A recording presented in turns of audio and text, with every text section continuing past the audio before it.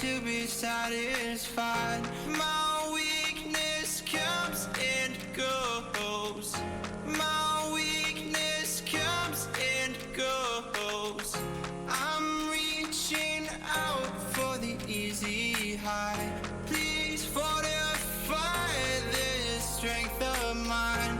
My weakness comes and goes. My weakness comes and goes.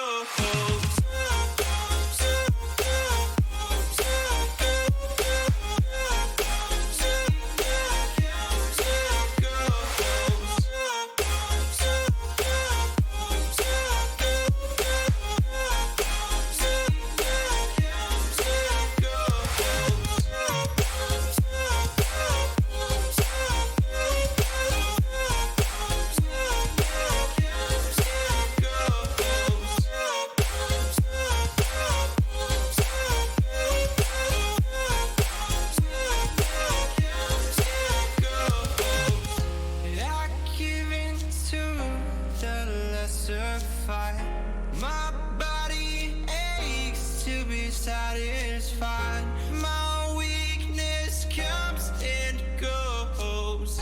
My weakness comes and goes. I'm reaching out for the easy high. Please fortify this strength of mine. My weakness comes and goes. My weakness comes and goes.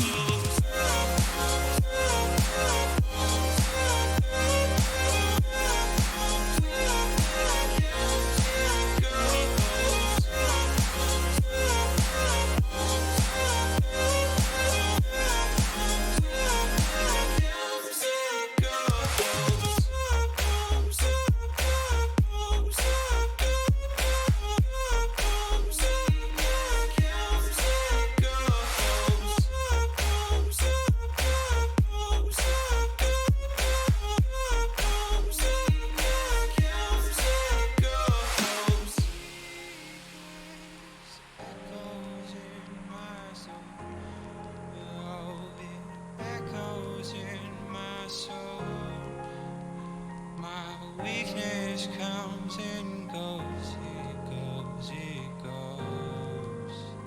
My weakness echoes in my soul. Oh, it echoes in my soul. My weakness comes and goes, it goes, it goes.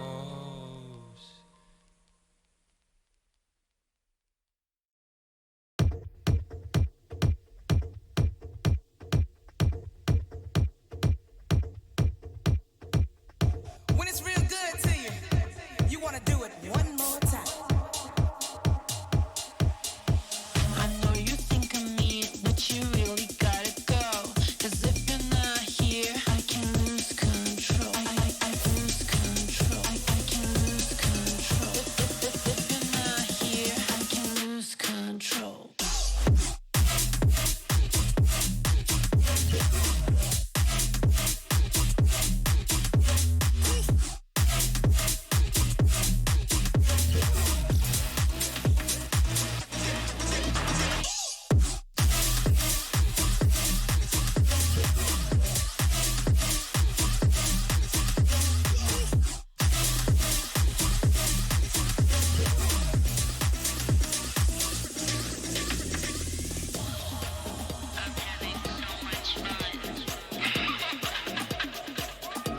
What you feel?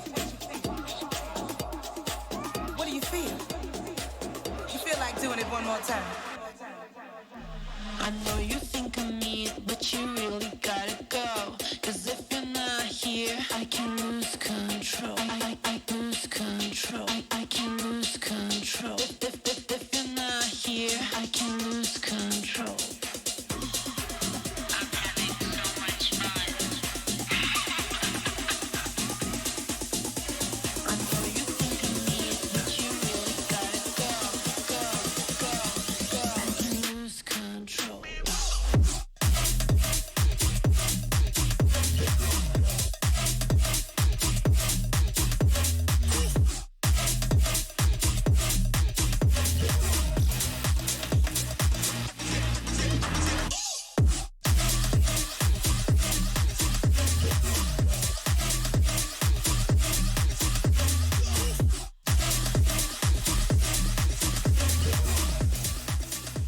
Hello, everybody, and welcome to opening night of the inaugural season of the Melon Patch League. We are here to bring you the very first action of this fantastic lineup of teams here on the Melon Patch League, sponsored by Prestige Esports. My name is Galgan. Alongside me, the Wolfie Too Hot, and I am so excited to get into this action, Wolfie. I know you are too. We've got a fantastic match coming up here and plenty more throughout the rest of the season. So you being here early at the start with all of us is greatly appreciated. The folks behind the scenes flipping all the switches as well have been keeping quiet about this for so long, but we have finally hit the day, and Untamed Esports versus Empyre Esports is going to be our very first match on stream. Wolfie, first of all, how are you feeling?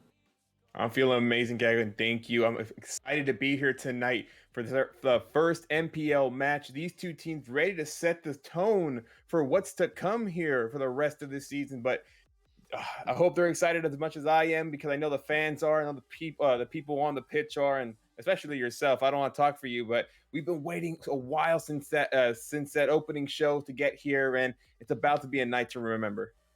It really is, and I feel like anything can happen once we start getting into these matches and these teams really start to feel each other out. It's a short week, or a short whole league here as well, with the 5-week season and not a whole lot of matches going on, but every single game will matter and count for these teams. I want to call out quickly before we get into this one too deep, Short Circuit Gaming, another org that we have in the Melon Patch League here, posted a poll to their Twitter page asking their fans who they thought was going to take this one. And the reason I'm bringing this poll up is because I'm looking at it right now. 46 votes on that poll, split right down the middle, 23 to 23. Nobody can decide who's going to take this one. These two teams absolutely electric. They have plenty of results in the RLCS Open qualifiers, neither of them finding their way into closed quals just yet. However, Untamed was so close to making it to day 3 in Winter Regional number 1. Both of these teams are looking very strong coming into this match, high contenders for their pool, and I mean, there's only so much I can say about how excited I am to witness these two squads. They're amazing. Yeah, I'm really excited to see Untamed. Actually, it was with them doing that watch party in that first regional. So seeing how far they were able to go there, having some of that history, especially Seven, who's on Untamed, seeing him almost throughout this entire last 6 months throughout his career for Flamosity with Jolly Roger, and now with Untamed. You know, this team has a lot of chemistry, has barely come together, but they've had some past success. Empyre has to understand that this is a team with experience. They're going to need some teamwork to come out here tonight, especially some magical plays if they want to come out with the victory. Indeed they do, but speaking of Empyre, that side of Mizu, Mazo, and Crave, a fantastic squad of 3 players. Last time I saw them was actually in the event that my good friend and co-caster here helped run, the Wolfie Too Hot Christmas Bash, and Empyre did not disappoint when I was watching them. They had a very strong look in that tournament. They weren't able to take the ultimate dub, but obviously it's been a little bit of time. They've been workshopping what they're bringing here to the MPL, and I'm really looking forward to seeing what they can do. I mean, taking down a big name like Untamed here, especially since Untamed has just been a couple steps ahead in terms of RLCS results, it'll really spark the flame here for Empyre to make a big run in the MPL if they can get this victory, and no better place to do it in the very first best of 7 that we'll see in league action. Well, this is why we brought these teams together. This is why the Melon Patch League is created, is so these bubble teams can have the look against each other. And, you know, people say there's tiers to this bubble squad. There's that high tier where you have your accelerates, you have your gatekeepers, your Uniteds, but these teams want to be renowned as one of those squads. And we said it before, Untamed almost made day 3. So the talent in this lobby is almost unmatched. You can't really find it anywhere else. So it's great to see 2 squads who we would have to wait for RLCS quals, and even at that, they may not be put into the same bracket unless they both make day 2. So great to see these 2 squads face off. I think it's gonna be a big momentum, and when you start a season like MPL, you have to come out with the first game victory. Exactly. And as we wait for these players and teams to get onto the pitch, just to remind you, of course, we've been talking a little bit about how the MPL is such a fast moving league and every single game and every single series matters. So figured to give you a little bit of a reminder here, just in case you missed what's going on. We've got 20 teams spread out among 4 pools of 5. They're playing in a 5-week regular season, while they'll play each other in best of 7s to try and secure their spot into the playoffs early. If they miss the playoffs in the regular season, that's not it for them. They've got the Clash of the Circuits after that, which is a crazy single elimination tournament, one night, and your last chance to make playoffs there before we head into a very, very daunting double elimination bracket that culminates in a best of 9 grand final. There's a lot on the line for these teams, as again, a lot of the Rocket League scene has been wanting this bubble scene action. We need to feature these players who are on the doorstep of getting to RLCS, and there's no better way to do that than by fostering this strong competition over the course of several weeks here and seeing just what these teams can bring.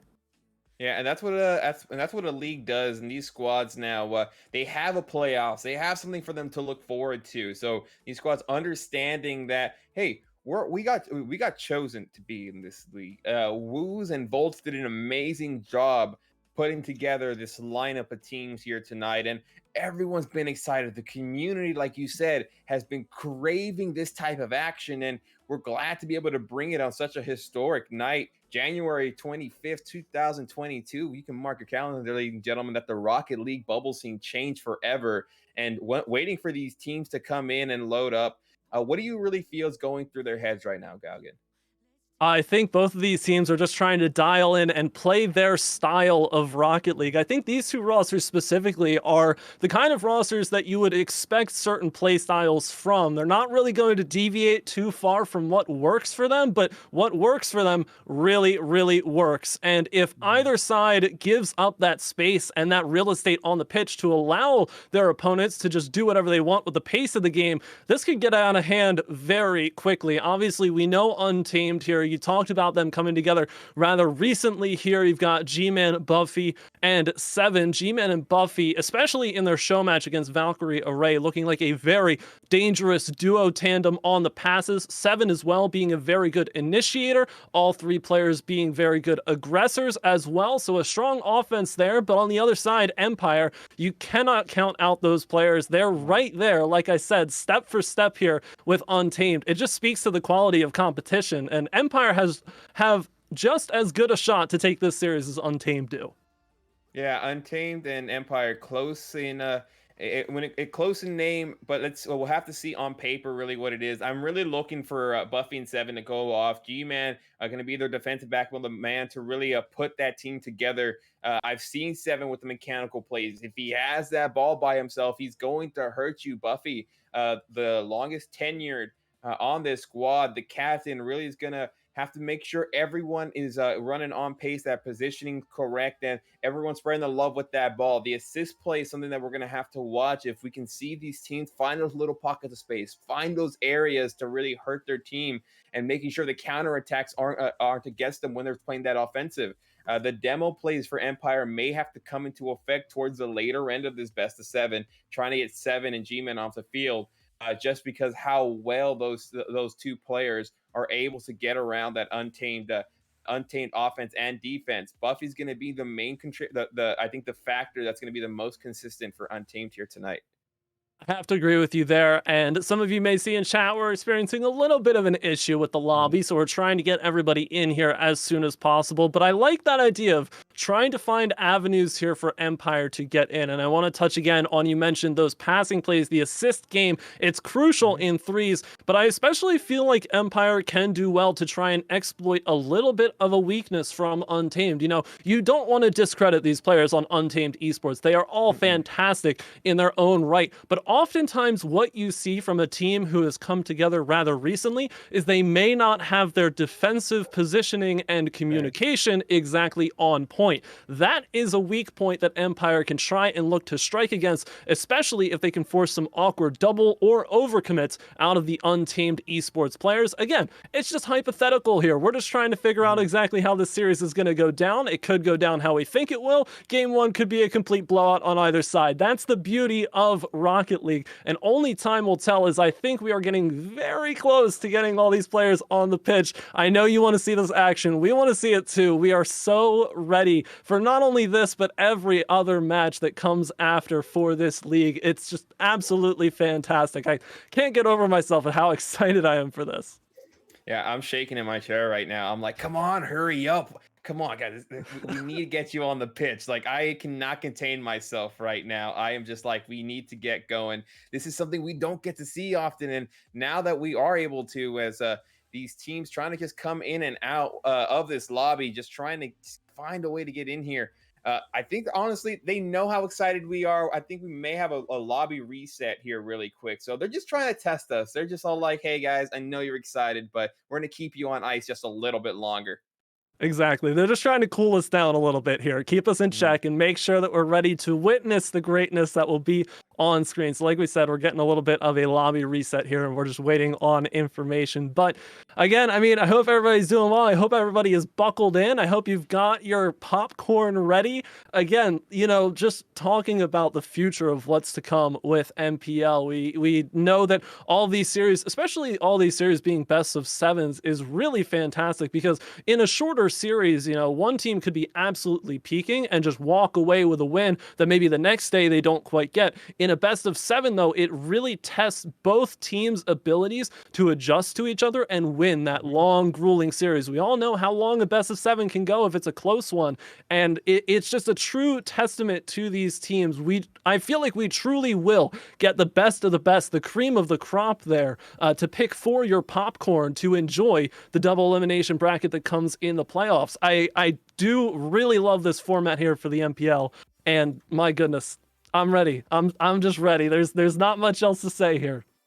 Yeah, just like popcorn, these teams are about to pop off. They're about to come in here and throw a game number one. You know, game number one, we said it, usually a testing out period. You want to put your big toe in the water and see how's the water right now. Are we able to go swimming just yet? We're going to have to just wait a little while. But these teams are more than likely just going to get off the side, dive head first into it for some amazing action. They're all joining in so far. So I think right now what they're just thinking is like, hey, let's go in. Let's put a good showing. We got the prime time spot. We got the first game of the day. And, you know, I don't think they're going to disappoint. I think it's going to be one of our most highlighted matches of the entire night. As much as I love every other squad that is still here, I'm putting a big bar, but I think these two teams can easily reach that and surpass it. But as they're loading in, I think they're just going to have to say, hey, we have to play our game. We have to keep patient and make sure our pace is on our side.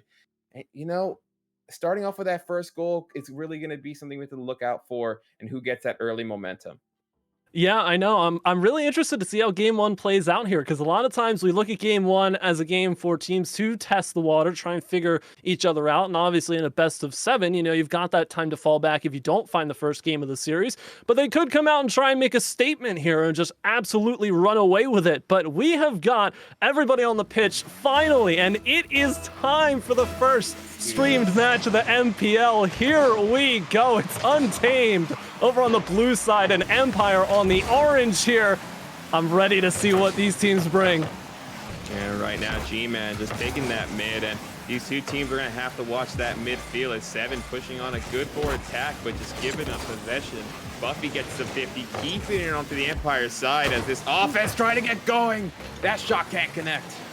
Love seeing that heads-up play on offense, though, here from Untamed, looking for the redirect there. Now they're being tested on the defense, and G-Man, clutch as always, trying to find Buffy here in the middle of the field, but does not connect. And what a pinch here to clear some space. So Empyre trying to get creative early on here to open up the field in the middle. Little double up to clear, but they will get it. Mizu, nice hold at the middle, though.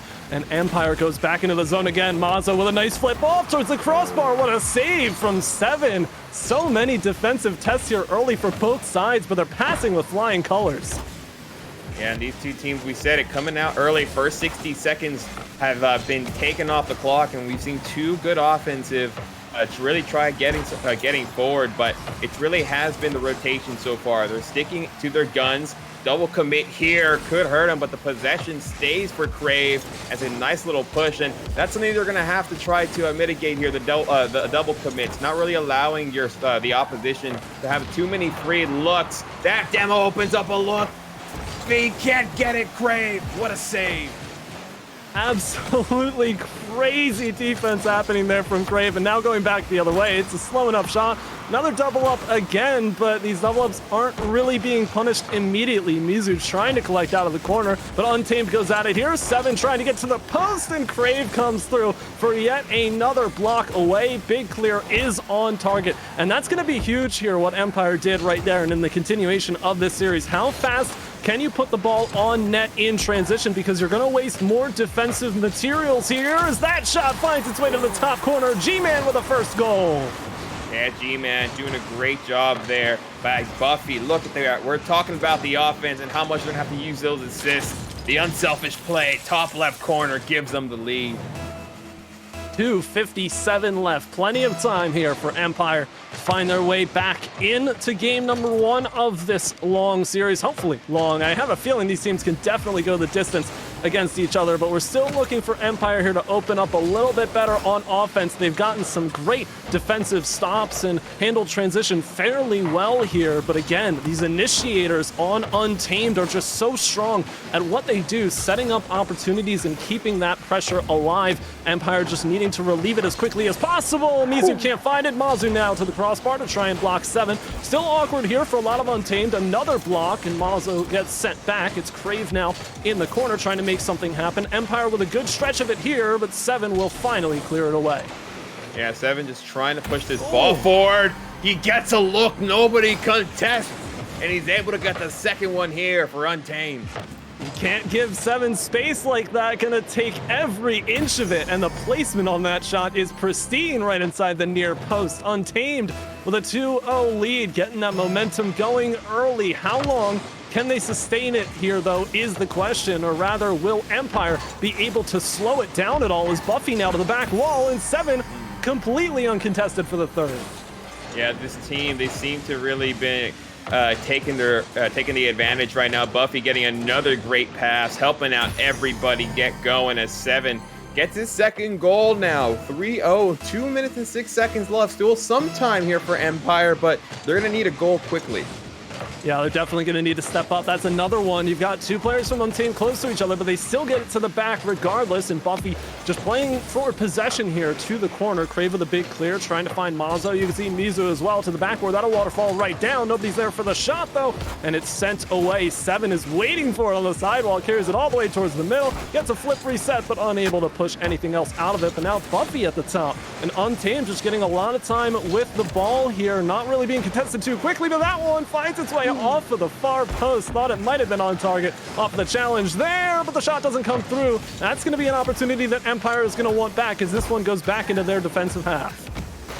What a shot, what a pass there. This team continuing to connect as Buffy takes away that possession. And we said it, if they can control pace, if they can make sure the opposition doesn't have time to set themselves up, they will have the good standing. Of course, you're saying, hey, we can stop them from shooting shots, but the way that they've been able to do that has been magnificent to see. They really brought out the clamps right now. And yes, this Empyre squad has had some good shots on net, but it hasn't been many. Hasn't been many indeed. That will be the 6th one there for Empyre, but there are also 6 shots on 1 player alone from Untamed Esports. That is 7. Again, getting in the face of this Empyre defense here and challenging them at every angle. Here's a nice one for Crave, though, to the crossbar, and 7 takes it away. So Empyre starting to get more and more space here towards the back half of this Untamed zone. Crave, good challenge, screaming towards the near post, with 7 takes away. Back and forth in the corner we go, but it finds Untamed to Untamed, and now 7 to the backboard. Double potential, can't block the clear from Crave. Final 20 seconds now in front of the net. This game looks like it's all wrapped up here for Untamed. They even won a 4th, and they're going to get it. Wow. 7 gets the hat trick. Yeah, in a fashionable way, too. Look at this touch by 7. Just steals this ball, but the card control just to get that last bounce there. Great accuracy. Gives himself the hat trick in the important game number 1. The final 16 seconds about to play out here. Maybe a formality, maybe a chance for Empyre to get a consolation goal, or Seven to score his fourth. Not going to come just yet. Buffy with a little bit of a back tap here, finds Crave. Mizu trying to put it away, but gets blocked on the way in. Final seconds ticking off, still in front, and it hits the ground. Untamed with a very dominant shutout here in game number 1. Yeah, they really came out here and controlled the pace, really put themselves known. Yeah, Seven getting the MVP, decidedly so, 3 goals, but even more importantly, 4 saves was the main factor that Untamed wasn't able to go to that OT here. Looking at that, great job by them, but even more important, 7 shots by him, living up to his name.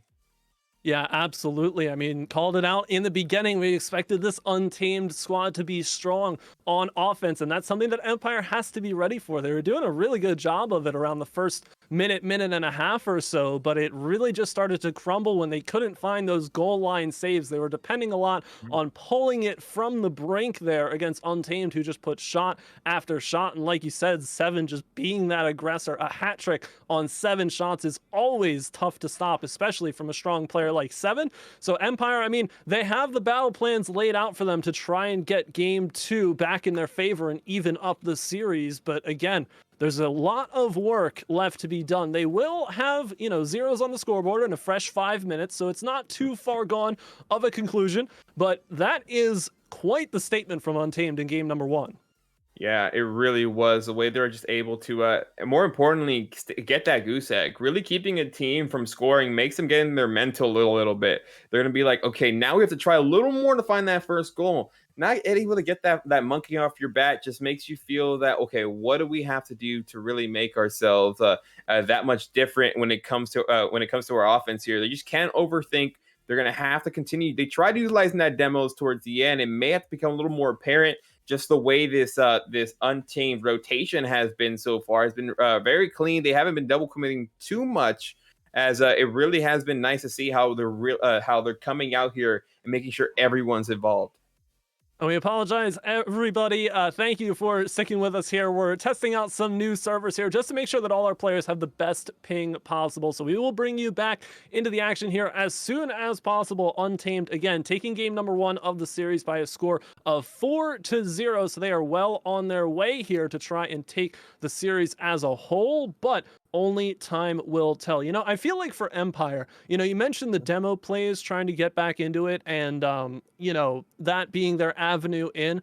I feel like from Empyre, I want to see some more passing from them as well. I think that a lot of the times in game number 1, they were relying on each other to solo carry the ball in and then just follow it up as it goes. But if they can find some quick touches, particularly towards the infield, where it's just 1-2, Empyre to Empyre, whichever player that may be, I feel like that's just going to instantly open up, even if it doesn't go in the goal, courtesy of a save from Untamed. It's just going to keep testing their defense and wasting their resources.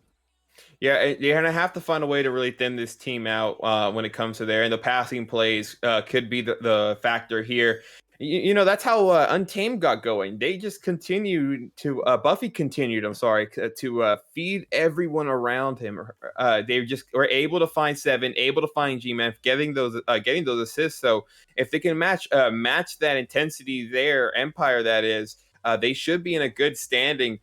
But, they're in the cons right now. They have to stay confident. Still a lot of time. Barely game number 2 still. So they need to be able to tie the series up and not let it get into Untamed's favor by going 2-0. But even if it does, there's still so much more Rocket League to be played. Exactly, and that's the beauty of doing this in best of 7 format. It's just a test. You've got to be able to close out series. Love what we saw from Untamed in the first game, but they've got to keep that momentum going to really try and punish Empyre.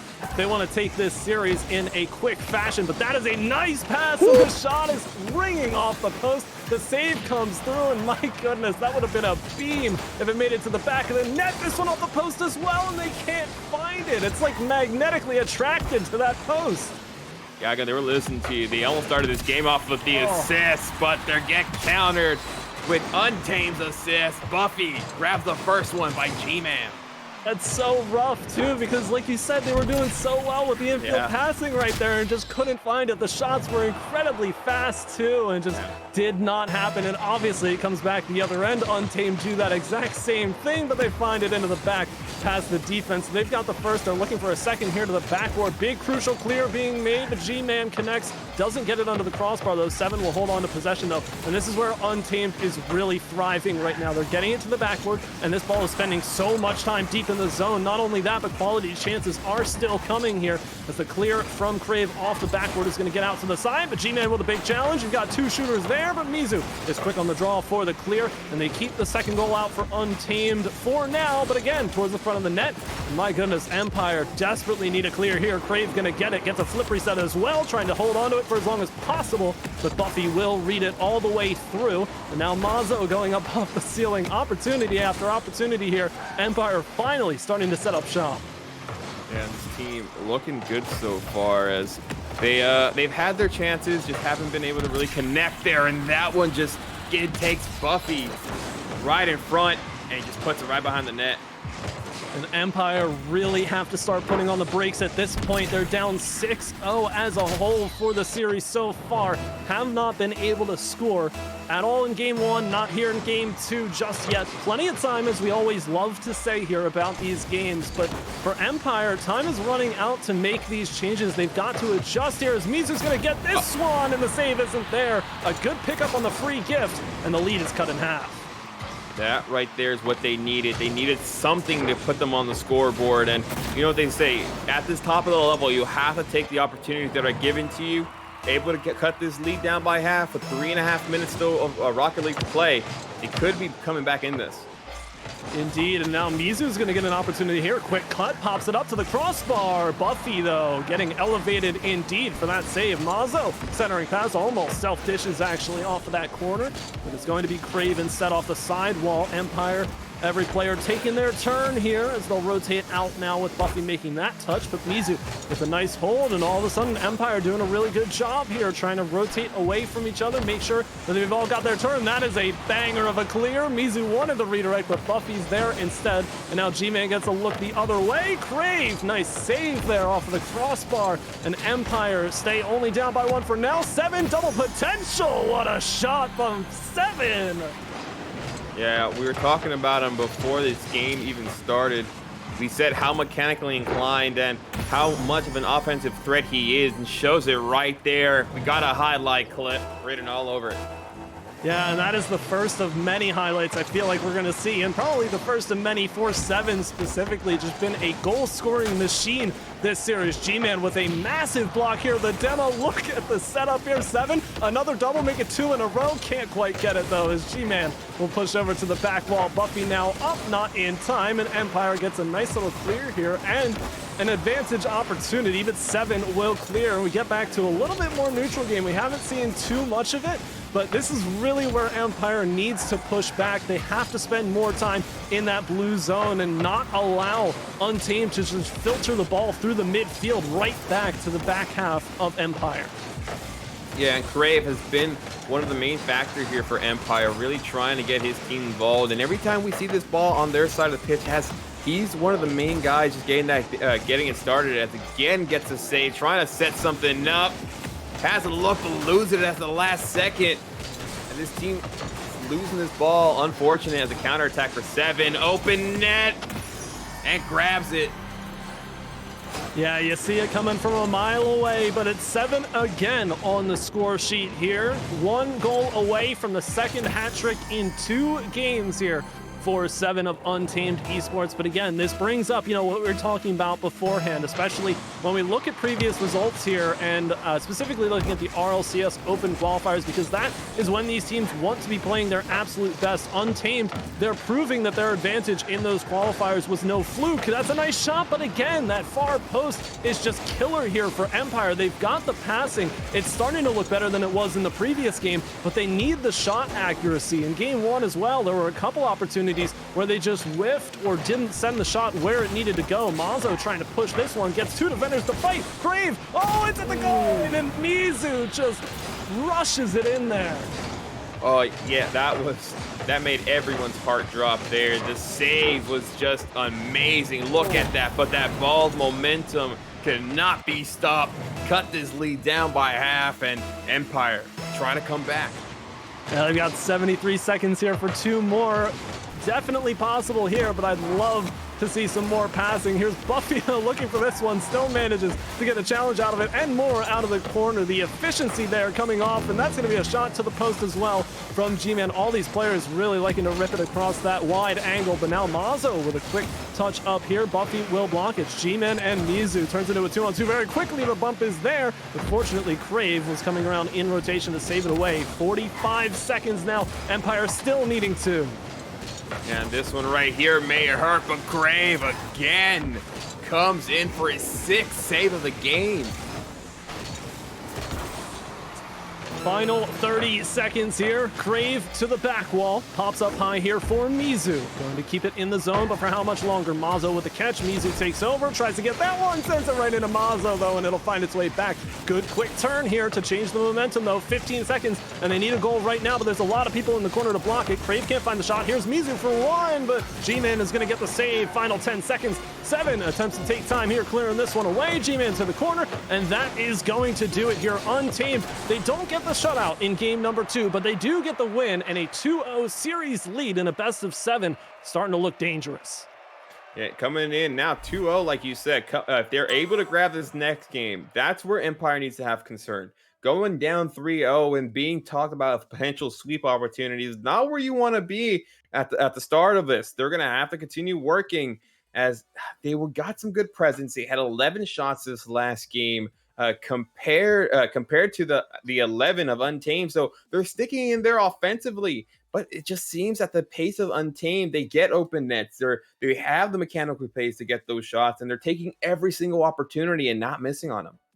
Yeah, it really comes down to that. Empyre just trying to force it on this Untamed defense, which has been tested a couple of times, and for the most part, they've passed. Obviously, that shot there from Mizu finding its way through 2 defenders who nearly had the collaborative save there on the goal line. Had it not been for the momentum of that ball, it would have been fantastic. But, you know, speaking of defensive prowess, you've got to give credit there to Crave with 6 saves here. It's just absolutely a crazy statistic, but obviously not something that Empyre wants to be relying on necessarily. They want to make sure that they can test Untamed on the other side. So that's what it's going to come down to here. Empyre, again, we keep saying they've got to pick up the pace, pick up the speed here, bring that challenge to Untamed, because a lot of the time they're giving Untamed that middle of the field and not challenging as quickly as they could be. So Empyre, they've certainly got their looks in. I feel like they definitely know what they need to do here.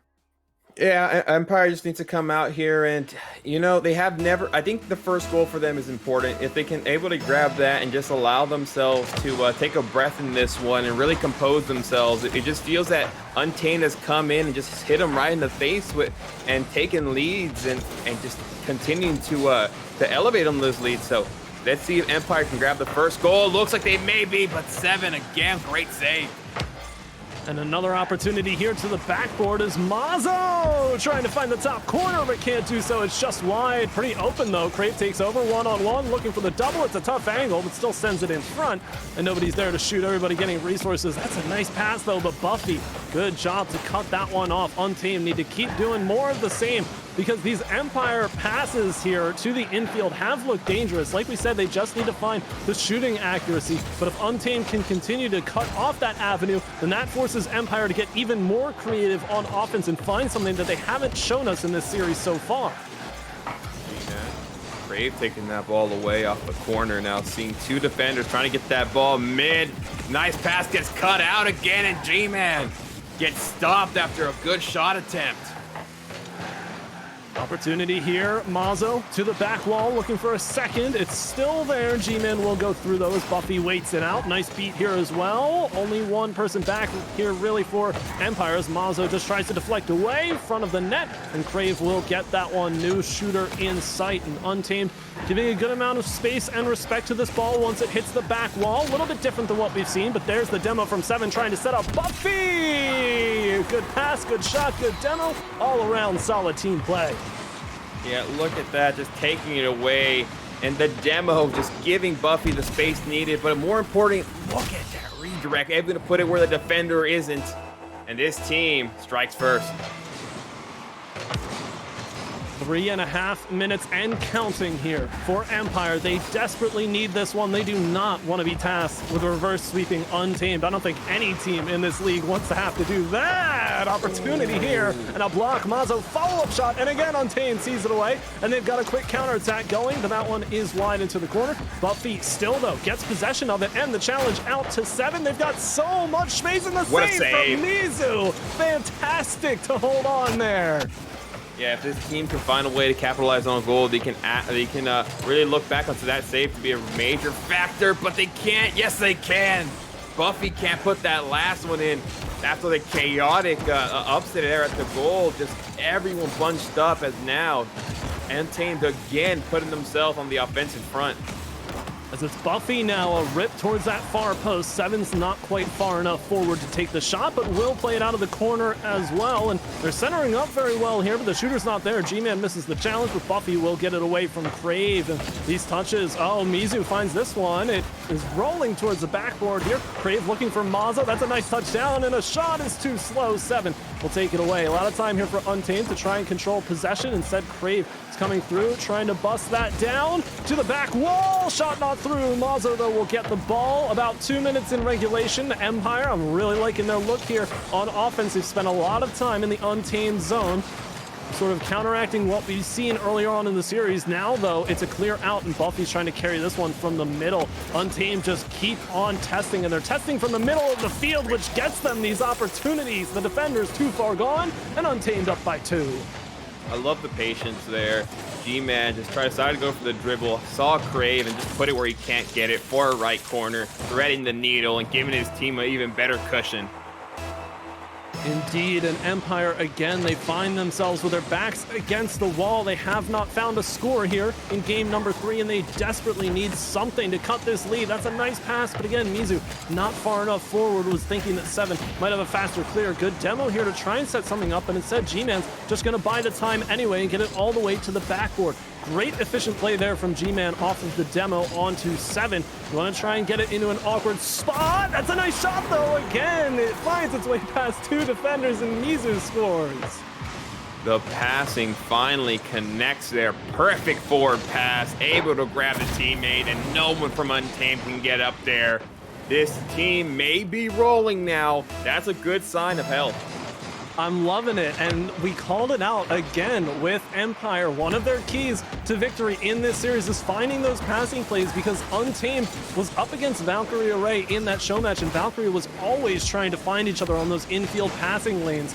So if Empyre can continue to do that, they stand a really strong chance to get back in. But again, even if they're scoring more goals on the offensive half, there's still the question of how do they slow down the Untamed offense, because my goodness, it's unrelenting here. What a save from Mizu coming down, though. 7 to the back wall. No shooter in sight, though. Crave will have time to clear away. Gets Mazo looking for this redirect. It's a good send towards the corner, but what comes next? Final 45 seconds here, and Empyre's still looking for one to tie it up. It's a bouncer. It finds its way a little awkwardly off of Buffy, but now 7 with a big carry. They have the demo in tow as well. But a big clear here in the middle of the field. Final 30 seconds, and Empyre trying not to go down to 0-3.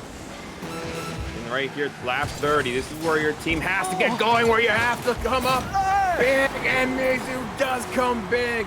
The bump playing goal gives them enough time and enough space.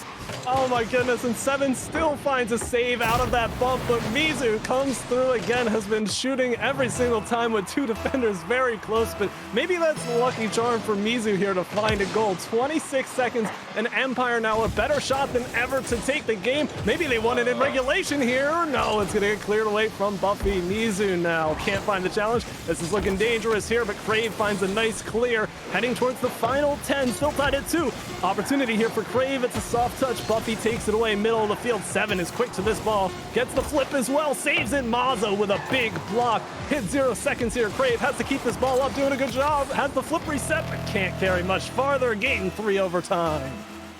OT. This is what we're all here for. These squads under the bright lights. They're going to try to see if they can come away with a big win. Empyre has it off here. They need this goal right here. They have to go 2-1. They cannot allow themselves to continue going down.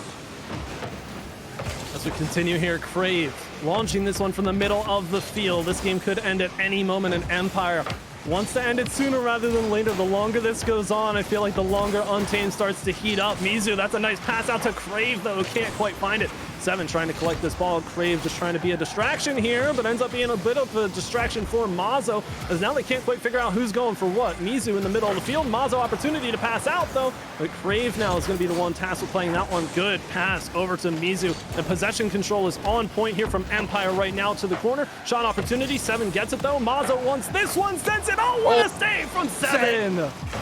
Seven has just been the guardian angel for Untamed. The defense has just been there all day. And again, putting the team on his back there on the defensive end, clearing that one out. This team trying to counter. Backboard, can someone get it? But a nice clear. And Untamed just continue to do it. Here's Buffy, shoots it right into Mazo, and it's not going to go anywhere. But my goodness, I thought that was a surefire goal for Empyre back there. Regardless, we carry on over 80 seconds into Game 3 overtime again. Empyre does not want to go down 0-3 in this series. They have to take this one away, but that's going to be a shot from Seven. It finds its way under both defenders, and Untamed Esports are on an early match point. Yeah, great job there. And Buffy just putting enough there. Unfortunately, that 50 couldn't get one as Seven just catches that pass, gives his team the lead, and even more importantly, 3-0 victory. But Untamed now one game away from getting this sweep. Can they call the brooms and get the janitorial staff to come in early?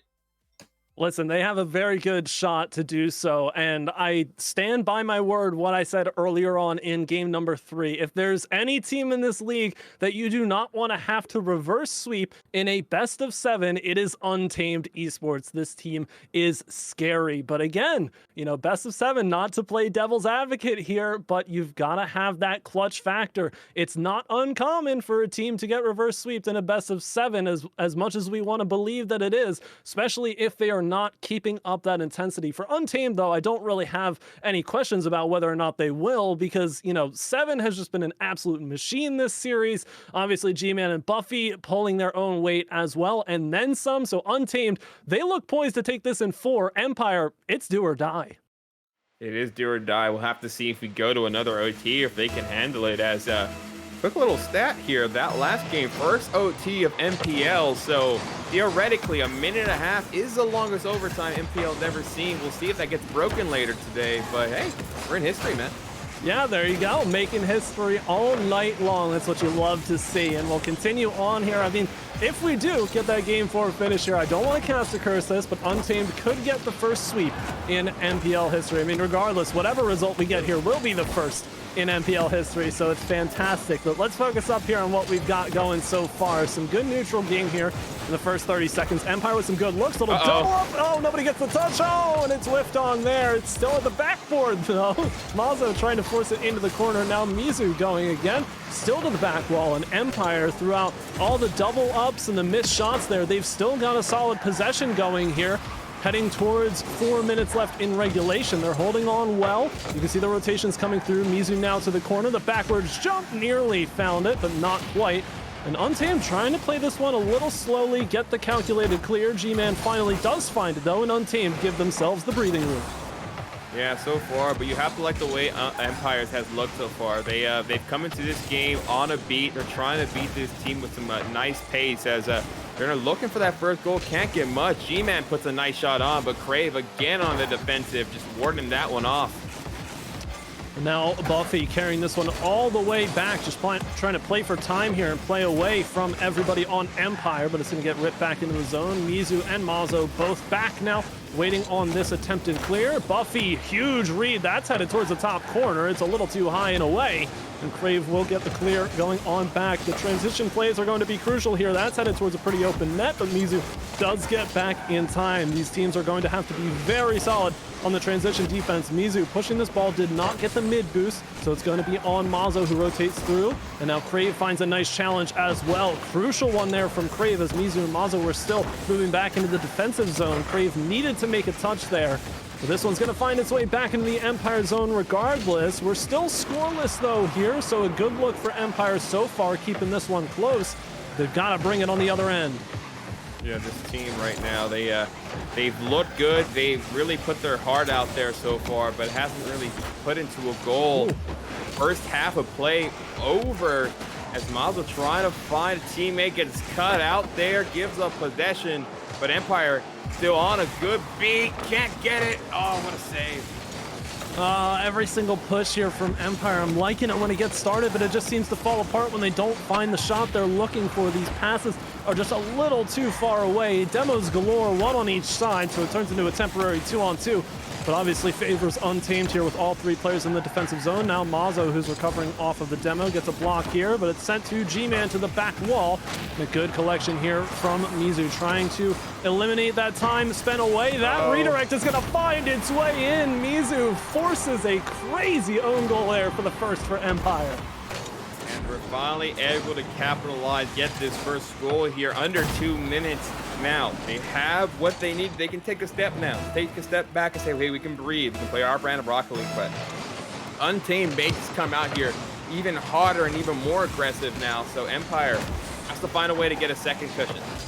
Yeah, I love your point there, because I feel like while we've seen a strong Untamed side, we haven't seen an Untamed side that has to play in a deficit. So this team, when they're playing with nothing to lose and everything to gain, especially since they have that 3-game cushion, they can just throw everything they want. That might be an even scarier offensive side than we've witnessed in the first 3 games of this series. But obviously Untamed wanting to get back on track here in game 4 and take this series quickly. For Empyre though, gotta love that they've got themselves in the lead here. Like we keep saying, they're forced to get this reverse sweep out, but you've got to take it one step at a time. You can't think we need to win 4 games in a row. You gotta go, all right, we're in game 4, we win game 4, we go to game 5, and we move from there. Empyre heading into the final 60 seconds here with a 1-goal lead against Untamed. Untamed trying to close this series out in 4. And right now, Empyre keeping it on their side. Buffy taking this, probably gonna look for a teammate, gets cut out at the top as this ball still on the Untamed possession, can't get past much defense. They're able to ward this away. Time is ticking. Empyre trying to finish this game off, but that shot on, what a save off the sidebar. And it's still going here, but a big clear. That's going to be crucial. Final 30, and Seven's going to have to play it from the back. Mazo, nice touch here. Mizu almost gets the shot off. That would have been a fantastic insurance goal, but instead it's G-Man. The bump is there. Nobody's able to defend, and we've got a tie game with 21 to go. I'm a bit speechless on that one, unfortunately. Look at Seven. Saw Crave, who's just been deadly in that goal, has taken everything out and says, hey, buddy, time for you to get out of this goal and let my man G-Man score here. Oh man, this is what happens when Untamed has nothing to lose here and they want this follow-up. Buffy takes the shot. Mazo with a save. Final 15 to go. Empyre with a good opportunity to clear here. Crave though gets bumped away. Buffy plays it towards the middle of the field, a little slow, and Seven comes through for the clear. Heading towards the final 5 seconds now. Crave playing this down the sidewall is read by Seven. Now to the corner, that'll pop up. No, it won't. Mizu blocks it down, lets it hit the ground, and we've got game 4 overtime, second overtime in a row, and a chance for Untamed to close it out. This is everything we're hoping it to be. Empyre, they're down 3, but it doesn't show it. They're putting their hearts on the line. Long clear, Mazo able to grab that scary opportunity for Untamed as they're still on the offensive. But Crave trying to ward this ball away as he can, but can't pass Buffy. Good demo, though, to buy a little bit of time. Mazo also demoed, though. It's a temporary 2-on-2. Mizu gets back into the zone. It's to the back wall. Pretty uncontested there, but the touch is away from Crave before we can get the shot off. Mazo can't get that one off the sidewall either. And Untamed are meeting every single opportunity with a good challenge here. Seven with a shot. Save from Crave. Absolutely crucial there. We continue on. G-Man trying to convert this one back towards the near post, but Crave will take away. And Untamed are starting to heat up here, but Empyre want to fire back as well. Good challenge there from Mazo. We get back to the middle of the field. Seven not quite able to get that one. It's in front though. Anybody there? Mizu gets the clear. Good job there by both squads. Really able to hold down on the offensive. Good shot. What a save by G-Man. That ball seems to be out of his reach, but able to go in, and now he's leading the charge, trying to find a pass or even better, a goal. But that ball is getting cut out. Buffy can't get no pass. 7 gets 15. What a save there. Oh my goodness, it's crazy. Every opportunity for both of these teams is getting so close. That's another one from G-Man, and a redirect from Mazo. Hits the sidewall though, an opportunity, but Buffy has to turn back here. Midfield though, and holds on to the pressure here for Untamed. Miss from 1. Crave though finds it. Challenge here against 7 in the corner, who gets a second touch, top of the box, but able to get the clear away there is Mizu, and my goodness, it just keeps on going. We've got a longer overtime than we had in the previous game. I don't know who takes this one. We're breaking records and making history as Empyre, trying to not allow history to say they were the first team to ever get swept. 2 minutes into this, both these squads are putting everything on the line right here. Empyre, 7 takes it away, backboard play. G-Man bottom right, can't get it. And Buffy now jumps up for this one. Dangerous opportunity, but 7, what a touch there. Could convert this one, but no, it's Crave. Midfield play once again. Buffy gets the clear, but Crave can't block. Now it's Buffy up near the ceiling. Mizu, early block. We go back and forth, but Untamed are throwing themselves very far forward here. So if Empyre can string together a couple passes off of these big clears that are going back and forth, surely they'll have a strong opportunity. Mazo, though, whiffs on the ball initially, but still finds a pinch on the sidewall here. Over 2.5 minutes. Mazo playing it slow. We are faking out everybody. No, the shot doesn't go through, and it's blocked at the top of the box by Buffy. Yeah, these teams, my God, they have really stepped up their level of competition. And as this series has continued, Empyre just continues to improve, get better, and they evolve throughout this entire series so far. Untamed trying to keep them down, but they're getting scarier and scarier. Good shot on Mizu, able to take it away. G-Man takes it for himself, trying to find a teammate as Crave puts his ball down. 7 now, middle of the field. Nobody there to shoot it, so Crave will take over. Not a whole lot of boost remaining. Gets bumped off. And G-Man with a big clear, 2-on-2. 7 wants the redirect there. Oh my, it turns out to be a shot on. Crave though, 1-on-1 against Buffy, but the demo comes through there from G-Man. We just keep going back and forth. 7 opportunity here to the backboard. Doesn't get the double. G-Man wants a shot. Finally jumps up for it here against Mizu. It's there for Buffy to shoot, but no, it's blocked by Mazo. 7 in the middle of the field. Now has to block this opportunity from Crave coming back the other way. Flipper set is there to the bar. 7 with the save. Mazo follows up, and Buffy gets in the way. Mizu now trying to send the odd angle, and 7 says no. Oh my goodness, we keep going with Mazo ripping that one. Another save. That ball's getting too close for comfort. Every time he feels that ball's hitting behind the net, somebody comes in to ward it off, and no one's been able to capture the little bit of magic it takes to finish this game off. And we're at 4 minutes. G-Man has that ball to the corner, has full boost, gonna try to keep this in possession, find a teammate, but taken away by Crave, who's just been everywhere for Empyre. There's no slow moment in this overtime. I want to try and analyze what these teams are doing, but they just keep taking opportunity. What a touch there from 7, but Mizu blocks it. 7 now. Got a little bit of boost in the tank. Mazo blocks it early, but Buffy is there for the follow-up challenge. Back and forth we go here. Crave plays it to the corner. Nearing a full game's worth of Rocket League in this overtime. It's going to fall to 7. That's a dangerous position. You can see the bumps on the goal line from G-Man, but the shot doesn't come through. Another block here at the top. Buffy takes it to the crossbar, and Crave again with another save. G-Man, though, trying to set her up and hits the top corner. Anybody there for the shot? No, the save isn't there either, but G-Man is going to get to carry this through the corner again. And here we go, about to hit 5 minutes. Mazo gets that one, 1-2-1 to Crave. Backboard there. Mazo shot opportunity. It's lobbed there. Can Mizu get it? No. 7 with the clear. Yeah, and that clear 7 almost had an open net. Thankfully, they would take that ball away, and that pitch puts it. G-Man, G-Man, G-Man adds it here off the assist by 7. Oh my goodness, just forcing that one on Crave, and the read is all the way there. G-Man with the overtime ice and Untamed. Oh, it's a heartbreaker here for Empyre. They had 2 overtimes to try and take a dub. They couldn't find either, and it's G-Man to send it home here for Untamed. You know, that's more fitting of history right there. 5 minutes, 10 seconds, longest overtime. And I think, you know, you have to give it to Empyre. They came out here. They did not want to get swept. They played their hearts out. They have no reason to hang their heads out tonight.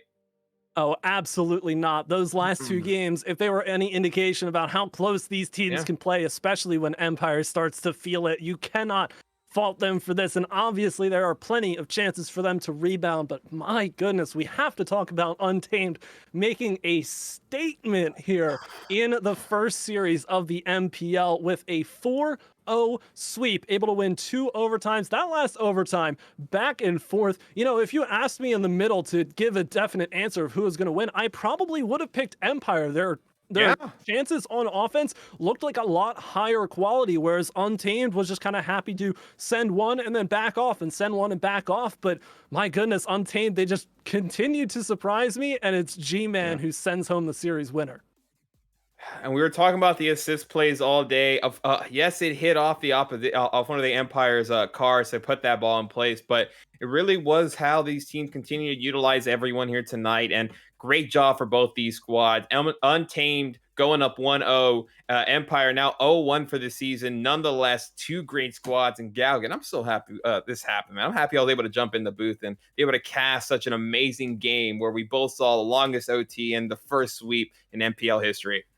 Oh, it was an absolute blast. I'm glad I got to do it alongside you. And hey, listen, for everybody watching, you just watched the first of many series for the MPL. So the fantastic news is there is plenty more action where that came from. And speaking of more action, we've got another match planned after this one. It's Live Spadas going up against Draken Esports. Very entertaining match coming up shortly after the break. Again, thank you for tuning in to the MPL sponsored by Prestige Esports. For Wolfie Too Hot, my name is Galgan, and we'll see you after the break. We'll chase the night,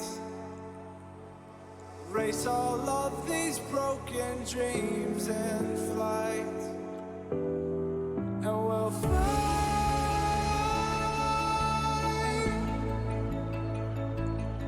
Oh, we'll fly.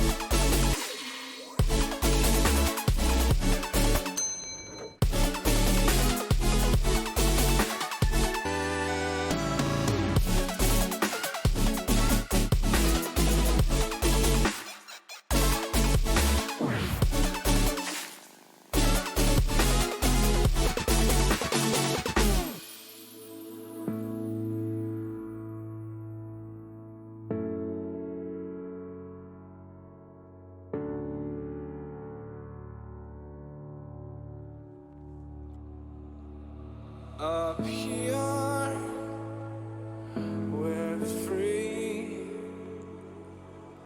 bound only by frozen memories, lost in time, racing all these broken dreams tonight, and we'll fly.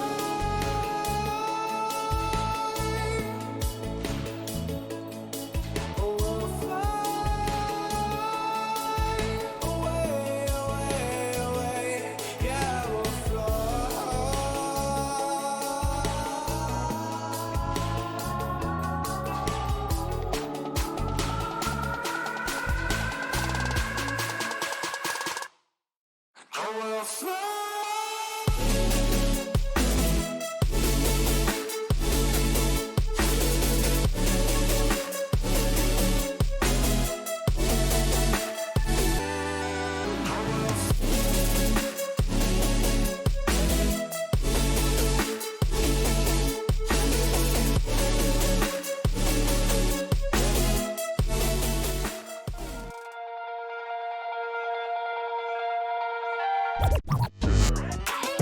Drewski,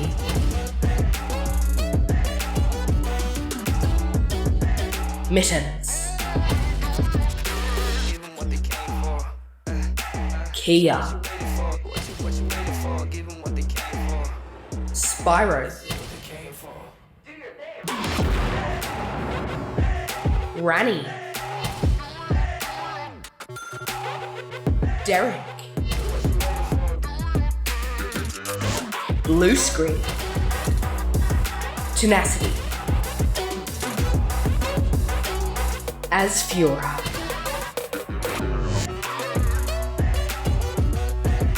Wonder Mike, URLC Season 1. Are you ready? Found myself so desperate on my knees to break. And I hear the voice of an angel telling me not to lay it down. And I feel the spirit guiding, telling me not to give up. Hold on to every promise I've been praying for. Hold on to every garment, won't surrender, not tonight.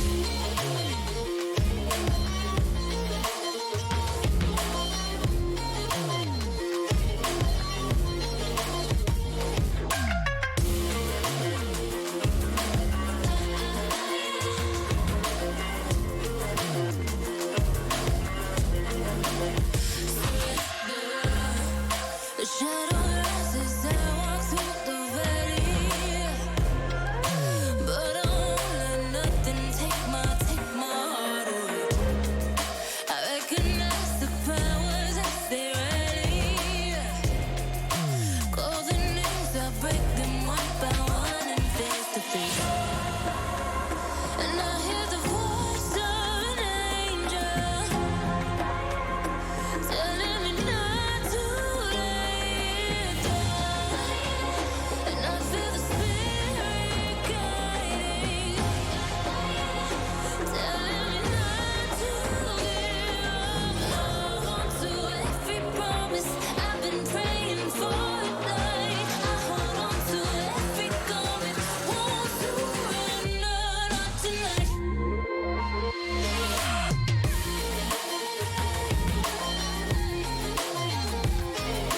Won't surrender, not tonight.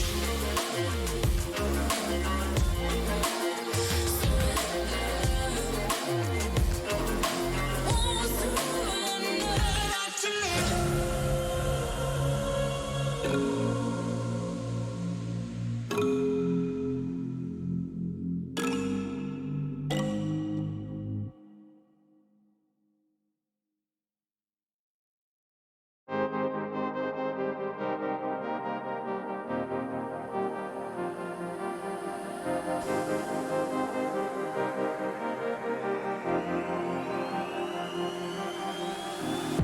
I'm cutting dice. Look at these eyes. They're not here to please you. There was a time you could be mine before all that you put me through. I knew that you were trouble, but I left that you were bad. I'm living in this bubble and it makes you so mad. You can say hello, but I don't need you to like me. Don't need you to like me. Don't need you to like. You can watch me go, 'cause I don't need you to like me. Don't need you to like me. Don't need you to like. You can say hello, but I don't need you to like me. Don't need you to like me. Don't need you to like. You can watch me go, 'cause I don't need you to like me. Don't need you to like me. Don't need you to like me.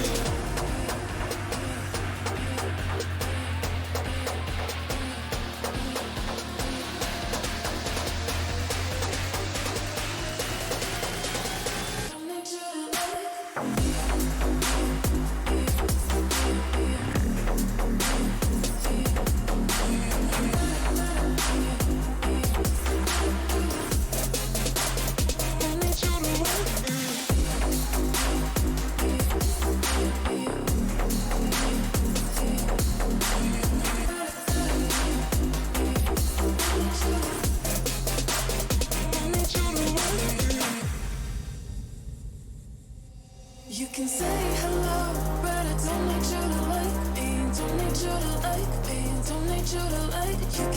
watch me go, 'cause I don't need you to like me. Don't need you to like me. Don't need you to like me. You can say hello, but I don't need you to like me. Don't need you to like me. Don't need you to like me. You can watch me go, 'cause I don't need you to like me. Don't need you to like me. Don't need you to like me.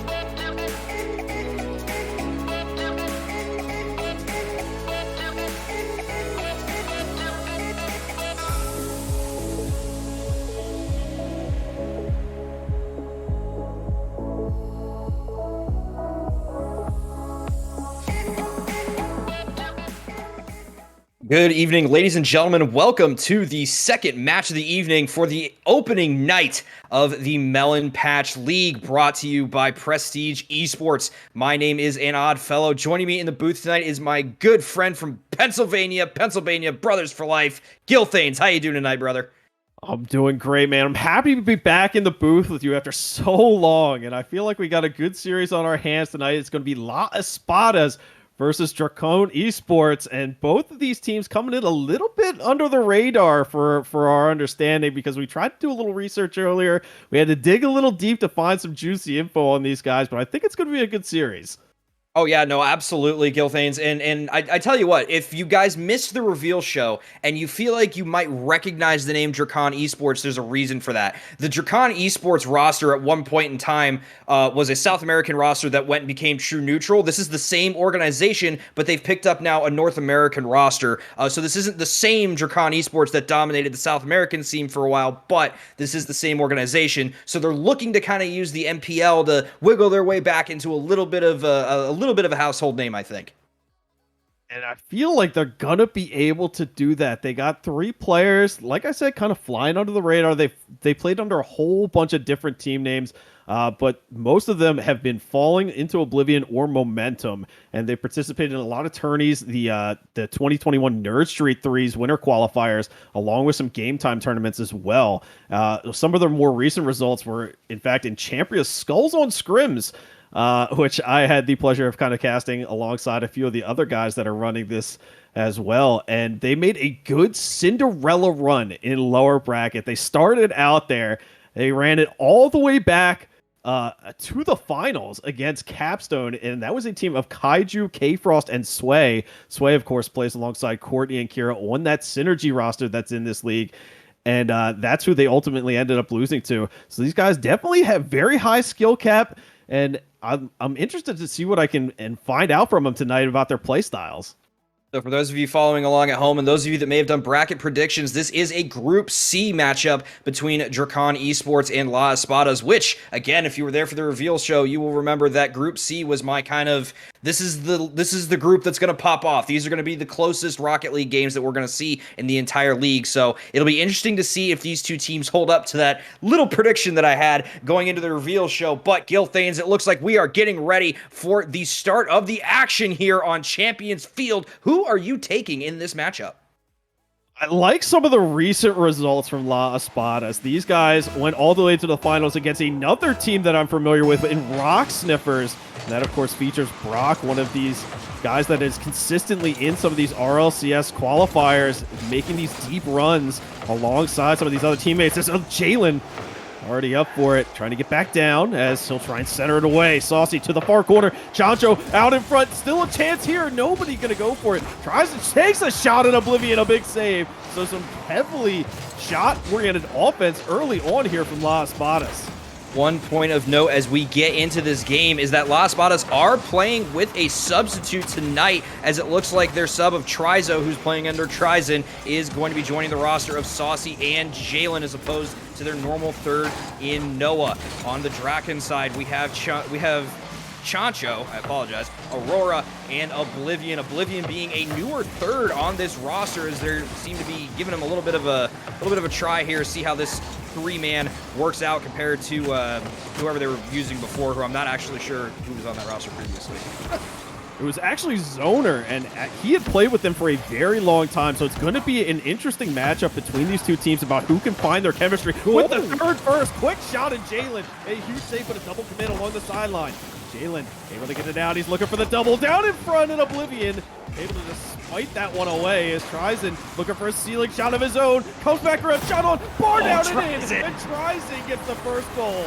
Trizen may be a sub, but he has just as much skill in this as everybody else. What a ceiling shot coming in from Trizen to put the first points on the board for La Espada in the Melon Patch League. And so far, these teams really just kind of looking like they're still in that kind of feeling each other out mode, which we tend to see in the first about 2 minutes of a game, especially with teams that haven't played against each other often. But, oh my goodness, Jalen is going to sneak that one in. Chancho not able to catch up with it. Jalen getting a beautiful touch off the kickoff. And I tell you what, Gil, it looks like Espadas are coming out swinging here. Spada's coming out super fast off the kickoff. Oh my word. Jalen got over there, got the boost, and got that second touch on the ball before it had even come down from the ceiling. Chancho trying to hit the center. Oblivion back down in front, takes the 50 underneath. Bumped by his own teammate, Aurora. Back down in front, tries and big save now. Chance the other way. 2v1. Chancho, last man back, gets the save as he pushes it away. But some goal line defense has found some purchase here for the side of Dracone, but they can't live off of that alone. They need to get these defensive clears out. So it looks like Espadas are really just kind of using speed to their advantage here. Is Jalen getting the flip reset, trying for the double tap. That ball is still centered, but no Espadas are there to be able to bury that one into the back of the net. Draken looking like they're just kind of, they're panicking a little bit, trying to keep up with the pace that Espadas are setting here, and if they can either slow the pace of play down or start kind of picking it up in a controlled way, then I think we'll start seeing a little bit more success from Draken here. But right now, Espadas looking firmly in control of this game one. They're trying to hammer to the outsides to try and slow this fast-paced offense from Espadas up. Oblivion, good centering pass. Nobody there as he looks for that far side. Chancho was trying to come across, just a little too late. Jalen off the wall. It's going to be down in front. Saucy. Good touch by Chancho. And he has been a bastion of defense thus far for Dracone. You know what? That's something that I notice about a lot of these bubble players is that for some reason they're just gods at defense. And I don't know what it is about bubble players specifically that make them so good at defending, whether it's just sitting and playing save packs forever and ever and ever. But that's something that I notice across all bubble players on all teams is how good they are at defense. And Saucy sneaks that one in past Oblivion. That is going to give Espadas the 3-0 lead with just barely under 2 minutes left to play. And all of these shots coming from Espadas have been very, very well placed. They go to these top corners, not giving Dracone any time to just play that ball out to another defender. They're making the saves hard, making them waist boost, going east to west across the front of the net. And that is where they have been attacking on offense. Ryzen back down around this one. The way back to the corner. He's just trying to buy a little time, trying to get Jalen back in the mix. Right in that midfield slot area. Aurora trying to take it across that midfield line. Gets held up, and Saucy has done a good job just kind of mitigating any breakouts that this Dracone offense has looked to get. That was exactly something I was going to point out, which is that Saucy is playing a very, very solid third man role here with Jalen and Tryzen. He's making sure that nothing is getting past him in the 50-yard line, but then also being right there to bury shots into the back of the net as they're centered for him, as Aurora gets the carry over but does get met in the middle by Jalen. Now Saucy, there he is, I'm talking about him, but Chancho gets the save on the goal line. This Espadas offense is not letting up, Gil, and with 55 seconds left, what can the Draken Esports team do here to try and stay in this game one? They need a good first touch on defense. Tries it back out of Chancho. Huge save. Saucy right back to it. To the backboard. Jalen pre-jumps. He didn't even have any boost to get it. Now the breakout looking to go the other way. They need to build some offense here at the end of this game. They want some momentum heading into game two. But Jalen, nice flip reset to the wall. Chancho back around. Saucy trying to that midfield feed. Tryzen able to push it all the way across. Can't get the double. Saucy just going to tip it up. Looking for his teammate, Jalen. Looking for the dunk. Down in front and in. And that should about do it here as La Espadas, a clinic of offense. We saw in match one from 7. Now Jalen here in match 2 making his own statement. What a double tap coming in from Jalen. That's a clip if I've ever saw one. But this Espadas team is just passing the ball all over this Draken defense. Jalen getting back to make that save. Potentially a chance they're off the kickoff. But the biggest thing that Draken, I think, has to do here, Gil, going into game 2 is slow down the pace of play and really start paying attention to these passing lanes and trying to cut off some of these passes that the Espadas are putting together, because that is how they're setting up these shots. And La Espadas controlling that big boost pad in mid on their rotation has been so punishing for Dracone. They've been all over the field trying to grab some of this boost, trying to find some of these pads just to get the clear across midfield. But La Espadas has done such a good job keeping it in, keeping these touches very high in the air to give their teammates time to set up this exact rotation, to maintain this pressure. I loved what I saw out of Espadas in game 1. I tell you, the stats are a little lopsided here, in my opinion. We're looking at about 11 shots on goal for the Espadas compared to, I think it was like 8 for Drakon, and that wasn't really the fact that Drakon wasn't having bad offense per se. It was just that they could not get out of their own half.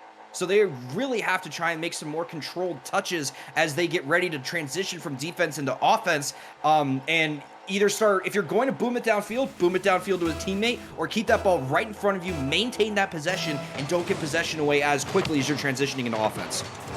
And that's where it comes to a smart third, and Las Espadas has found that they can take that same advantage. Their third back is so smart about when to commit on the ball, when to back off, that even if they do get this big booming clear downfield, if that third is positioned correctly, he can just go back, retrieve it, and they start that same breakout again. So they need to start challenging at the point of attack before their boost gets low as well.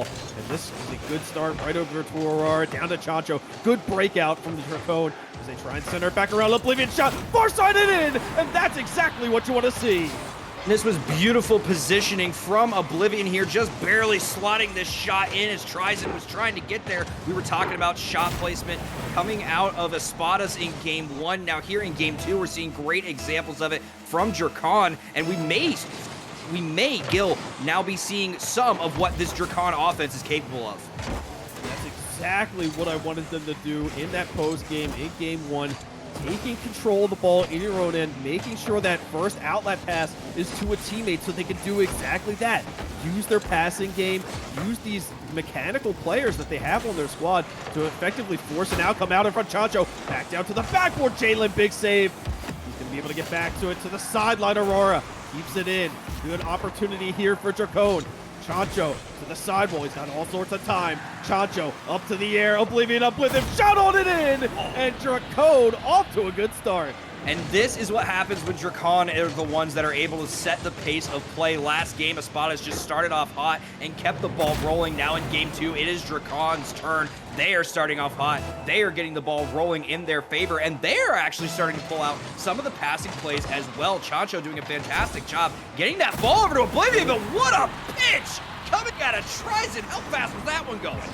Oh my, 88 miles an hour, an absolute laser to the net off the 50, and nothing you can really do about that. You just gotta kind of brush it off your shoulders, saying, you know, these kind of things happen, and still be one goal lead here for Drakon as Aurora back down and around. The sidewall, 50 out in front, it's gonna drop down. Saucy, awkward positioning. Oblivion looking for that centering pass, deep to mid. Jalen able to get the touch, but Aurora right back to it. Ceiling touch. Back down. Tries a big save as he pushes it to the side, and Trizon able to get the 50 on out. He's going to try and chase it a little, but doesn't have the boost to maintain the play. And now they're going to try to just reset in their own end. Gotcha, now getting a decent touch there off the shot from Saucy. Oblivion trying to get this one out of his own left side corner as Trizon takes this one out of the air, playing it towards the back wall. That one's going to float in front of the net. Saucy dropping it down for Trizon. Oblivion getting a little bit of a team bump there on Chancho, but that is not going to be too much of an issue so far. Trizon looking for the redirect off the pass from Jalen, but not able to get it. Huge demo from Oblivion onto Trizon. That shot almost going in for Jalen, and Oblivion finally starting to get some movement out of the Drakon Esports side of the field, and their kill was some of that offense that we saw in Game 1 from Espadas, but Drakon finally keeping calm, keeping composed, and able to keep the ball out of their net. And Espadas were just trying to challenge at the point of attack over and over again. They forced several 50s right out in front of the net, but ultimately didn't end up with the goal. Saucy was double to the backward, double commit here. Espadas trying to drop it back down in front. Chancho, big save to the far side. Jalen up for it. Oblivion able to get a piece of it, and now they're looking to go the other way. Chancho for the rebound, but it's going to go all the way out to midfield. Jalen, a good secondary touch to get that one out of harm's way. You are just now joining us, and we're not here for match 1. Just remember, this is a best-of-7 series, so we have a lot of Rocket League left to play here. 2 minutes left to play in this game 2 as Drakon finding themselves up by 1. Trizon getting a touch out of his left-hand corner, just not catching up to that one in the air. Chancho with the carry over the top of Saucy, not able to catch up for the follow. Jalen placing it now onto the Drakon side of the field. Saucy, a little bit of a double commit there coming out of Saucy, and Trizon maybe getting a little too aggressive, but Trizon taking it all the way, doing it himself, putting it off the backboard. What a solo effort there from Trizon. Tryson getting it done, double off the sidewall, and just takes advantage of the angle. And he has been looking to do this more and more. He's been a menace in the corner against this Drakon Esports roster, and he is proving it to be very, very effective about going and getting the ball. Good boost management, quick shot, and Jalen, another good save on the line. Another shot short side. This one bounces down in front. Awkward positioning here for Espadas. Drakon to get the challenge out in front. The 50 goes awry, as now it's a 2v1 in the midfield. Tries it, going up for another one, goes for the backboard, but Aurora able to get behind him to make that save.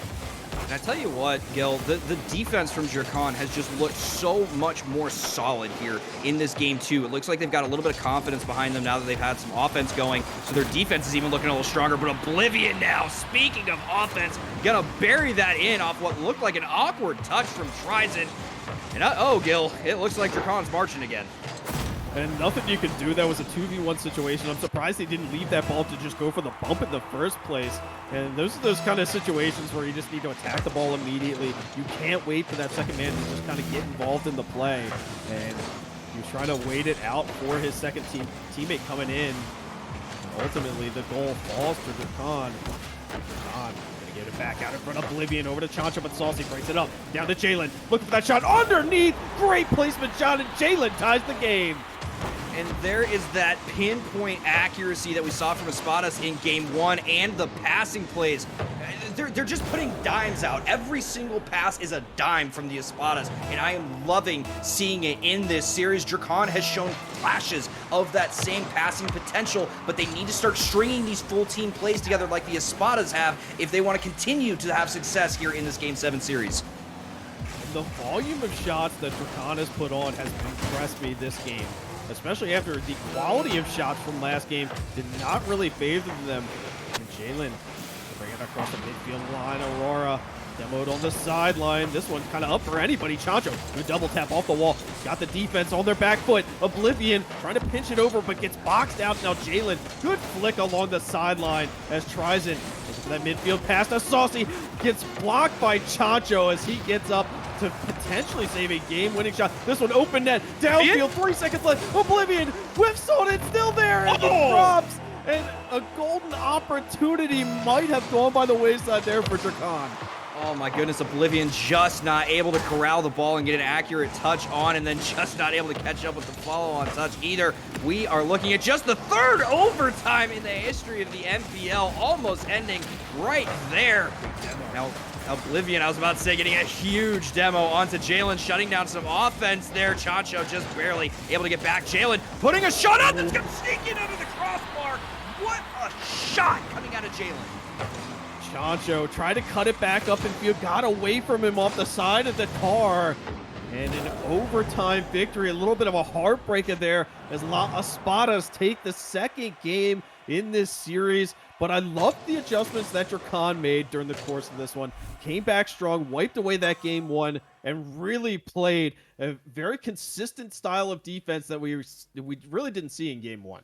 Yeah, the speed was significantly better in game two than it was in game one, just in rotations and just in pace of play in general. It definitely seemed like they were focusing a lot more on their ball control that helped them with their offensive to defensive and defensive to offensive transitions.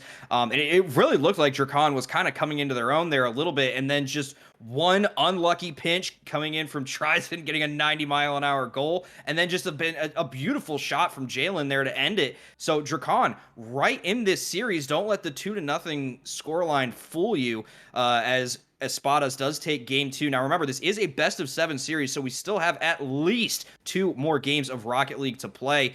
Drakon looking to not be the second team to get swept tonight. So, Gil, what are you thinking they have to do after seeing the improvement from game two?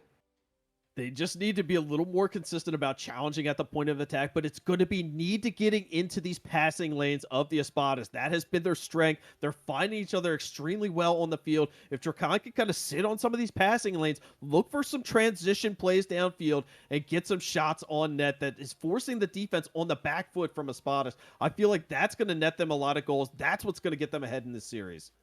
Yeah, they have, and another thing that I think that Drakon has to do here is Drakon has to kind of get their third man figured out. That was something that we pointed out that Espadas had figured out in game one.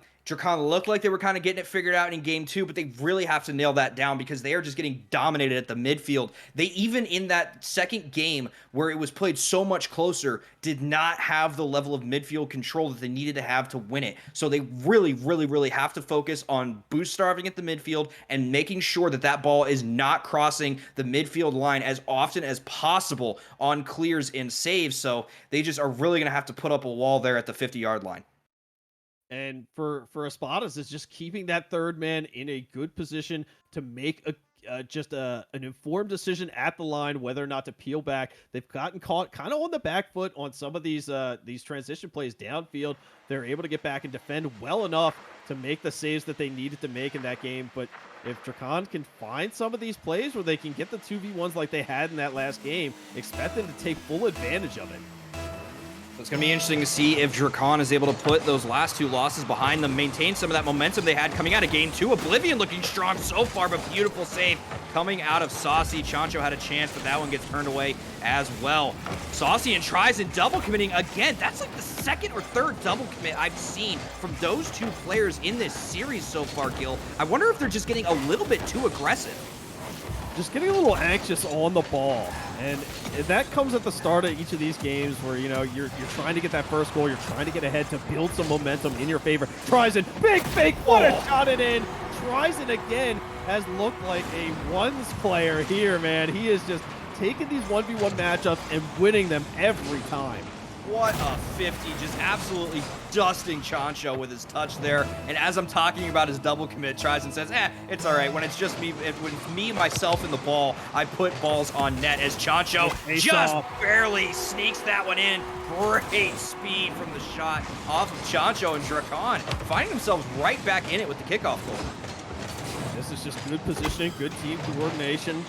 What you have to do in these 3v3 matchups, sending that second man as quick as you can off some of these odd hops, because the face-off ultimately is a spot where you can score a lot of goals. It's kind of unspoken of in Rocket League about teams that are very, very good with some of these set plays. This one goes downfield, Jalen upboard, Oblivion, huge save as that pass came from Saucy. Another dime from Espadas trying to find that midfield slot. Once again, Ryzen get it mid, touchdown to the side, didn't have the boost to make anything of it. Jalen, press for a reset on the wall, but Oblivion takes the shot. Ooh. Back down, Aurora! What a deflection to put that on. Oh my God, Aurora sneaking in there and just be like, oh, don't worry, I got this, guys. What an angle coming in from Aurora to just barely catch the pass and slot it in for the goal. That is the kind of heads-up play that you love seeing from these bubble players. And there's not really much more I can say about that. That was just a fantastic shot from Aurora. Now, on finding some more plays in the midfield. They're starting to get more comfortable about sending that player to that mid slot, getting it away from the corners. Now a long center pass again, good clear downfield, and this is just taking advantage of that aggressive play from Espadas, noticing the rotation. Yeah, Drakon starting to notice that Espada is getting a little awkward on that offensive rotation, leaving some massive holes, which wasn't really something that we saw taken advantage of in the first 2 games. Hadn't really noticed it before, but now Drakon is seeing it and keying in on it, and it looks like just gigantic glaring holes in their defense that Drakon has been able to take advantage of on some fantastic clears. Chancho trying to center that one for Aurora. A little too much spice on the pass, Aurora.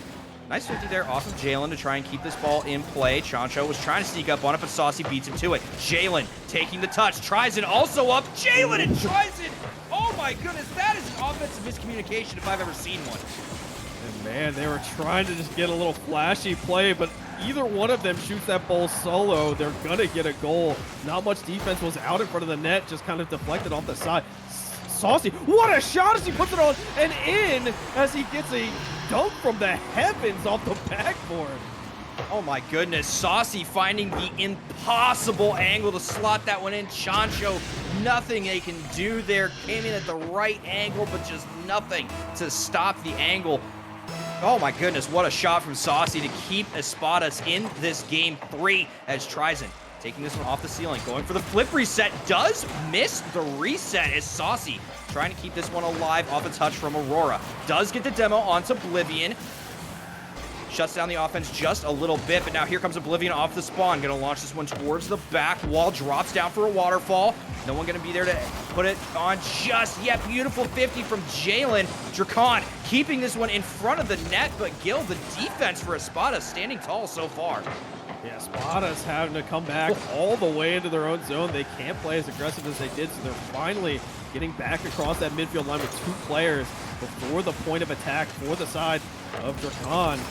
Chacho, good feed out in front of Aurora. Shot to the far side, and Saucy makes the save. Now Jalen, chance to break out. He's got a lot of room on the sideline. Jalen, shot, far side. Chacho again has been just a defensive monster on the back end for Drakon. Chacho, big fake to the backboard. Still there. 2 players up. Oblivion shot on it in. And that puts them 2 goals ahead once again. And Chacho going north to south.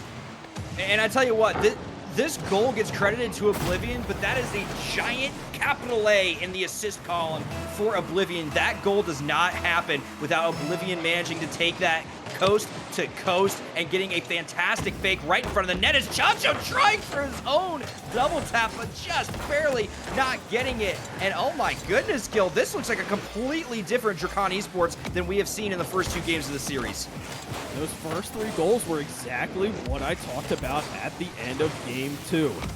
This squad from Espadas likes to play a little fast and loose with that 3rd man, but if he's making an informed decision, it works out. But the second he doesn't, it's a fast break the other way. Drakon keyed in on this game and got 3 very easy goals off of it. Double commit down in front. It's going to waterfall right into Saucy's car. And Drakon now the lead cut to 1 with 1:16 left. If there's anything I can say about Espadas, no lead is safe with these guys. And 1:16 is an awful lot of time. Well, they have been fighting tooth and nail all game to try and put shots on, but the defense from Drakon has stood tall so far. However, we have seen over the course of the first couple of games that Espadas does know how to spot those holes in the defense as Oblivion. Speaking of defensive holes, Chacho just launching a fantastic clear out to Oblivion, who he just snuck through. No one really saw him, and so there was nothing that the defense could really do there to keep that from happening. So it is going to be another 2-goal lead here for Drakon as we go into the final 68 seconds of this game. That's unfortunate. It looks like Saucy lost connection during that last play, so that might have been why that 3rd man not getting back in time to 50 out in front. Uh-oh. And a 3-goal lead now for Drakon as Chacho puts another one in. And unfortunately, there's nothing you can really do here. Having to deal with a 2v3 in the last 60 seconds is not the spot Espadas wanted to find himself in. It seems we are being told in the chat that Saucy's power has gone out. So hopefully we see him back in this soon, because I really do not want to have to see Espadas trying to 2v3 the rest of the series. Yeah, that wouldn't be good. We've seen it done. I've seen it done by No Mansion and Cheese during the course of a tournament where they made it all the way to losers finals as a 2v3 squad. So it definitely can be done, but it's an uphill battle for sure. And it's not quite the content we were trying to get here to see as Tryson deflects it back across this one left on the line. Still a chance here for Drakon. Aurora up for it, fakes the touch, gets the reset, shot it in, and he pizza spun his way to this one.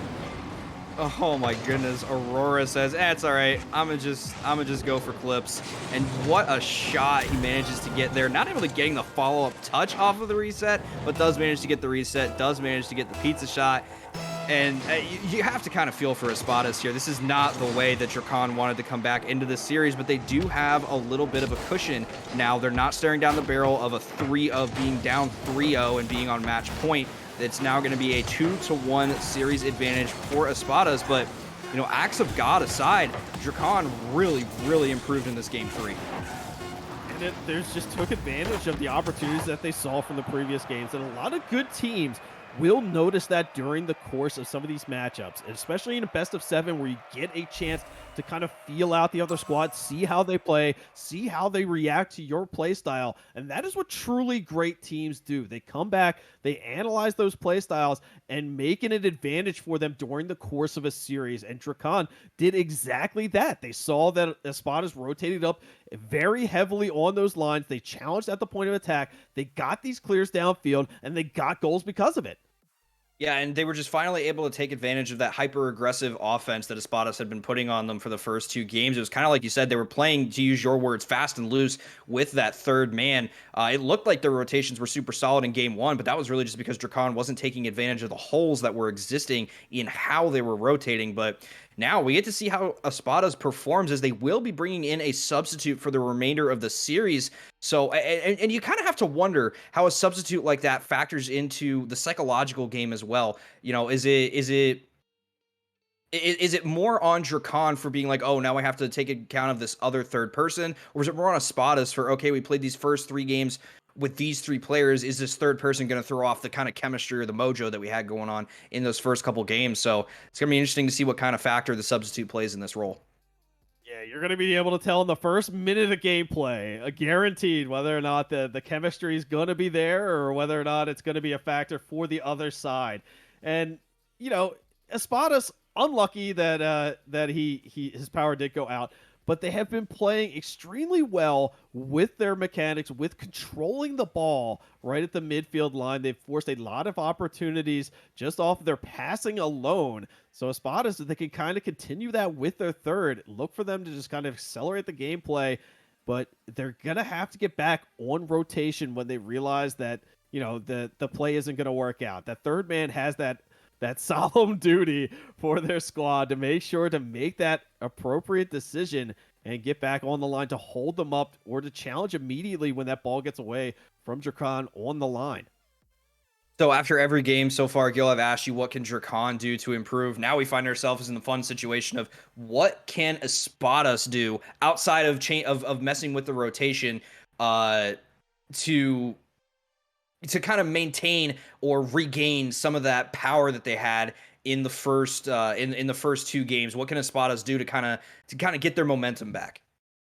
I say they use the width of the field a little bit. If they slow up the gameplay to allow their passing game to expand, to open up this field a little bit more, so their teammates have time to find the holes in the defense from Dracan, to make them spread out and use their pinpoint shots, because that was where we highlighted them in game 1. Their shot placement was so good that Dracan was forced to use a lot of boost. A lot of their rotation depended on getting across the front of the net to make these blocks to corner, and that's where that rotation ultimately started from Espada. So if they can slow up the gameplay, get these shots back on net, they're going to find some more success and find some of those goals that they were able to capture in game 1. Now, what I really want to see is I want to see Dracan still focusing on those passing plays and focusing on those just dominant clears, those dominant clears that they were getting in game 3, because that's where they saw their success was they were getting the clears to pass. Like there was that one pass from Chancho up to Oblivion where Oblivion just managed to sneak his way through the defense and be upfield to cherry pick for the pass.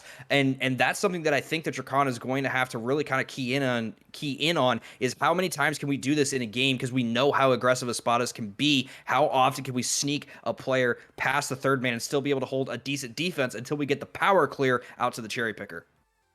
And it just depends. If they can catch them in transition and they know it's a bad clear where they can gain some possession, that man is kind of streaking down the field, hit him with the pass. The worst that can happen, that defense is already on the back foot. They're not turned into the ball for a clear downfield. They have to take possession of it. They have to bring it back around. That gives you time. So if Dracan sees that at any point during this game, I expect them to take the shot, take that deflection down the center of the field where they found 2 goals that last game. When it was, you know, kind of tooth and nail, scraping and chomping at the bit for them, and that's where, you know, ultimately they're gonna find some of that offensive traction. So just to be open about things, we are still dealing with a little bit of technical difficulties on the end of some of our players here, but it does look like there will be a substitute coming in for Espada in their manager, Ludwin, who I have not really had much of a chance to see do much of anything, to be honest. Gilthanes, do you know anything about this player coming in for Espada? No clue. The man is a true dark horse to me. Excellent. And that's what I love to see. You know, these guys come in, they make their presence known right away. And if he's a manager, he knows how the team plays. He knows their play style. So expect him to be a little more familiar than some of these guys they just kind of bring in off their friends list or you know, a sub that might have been warming up in a different manner earlier.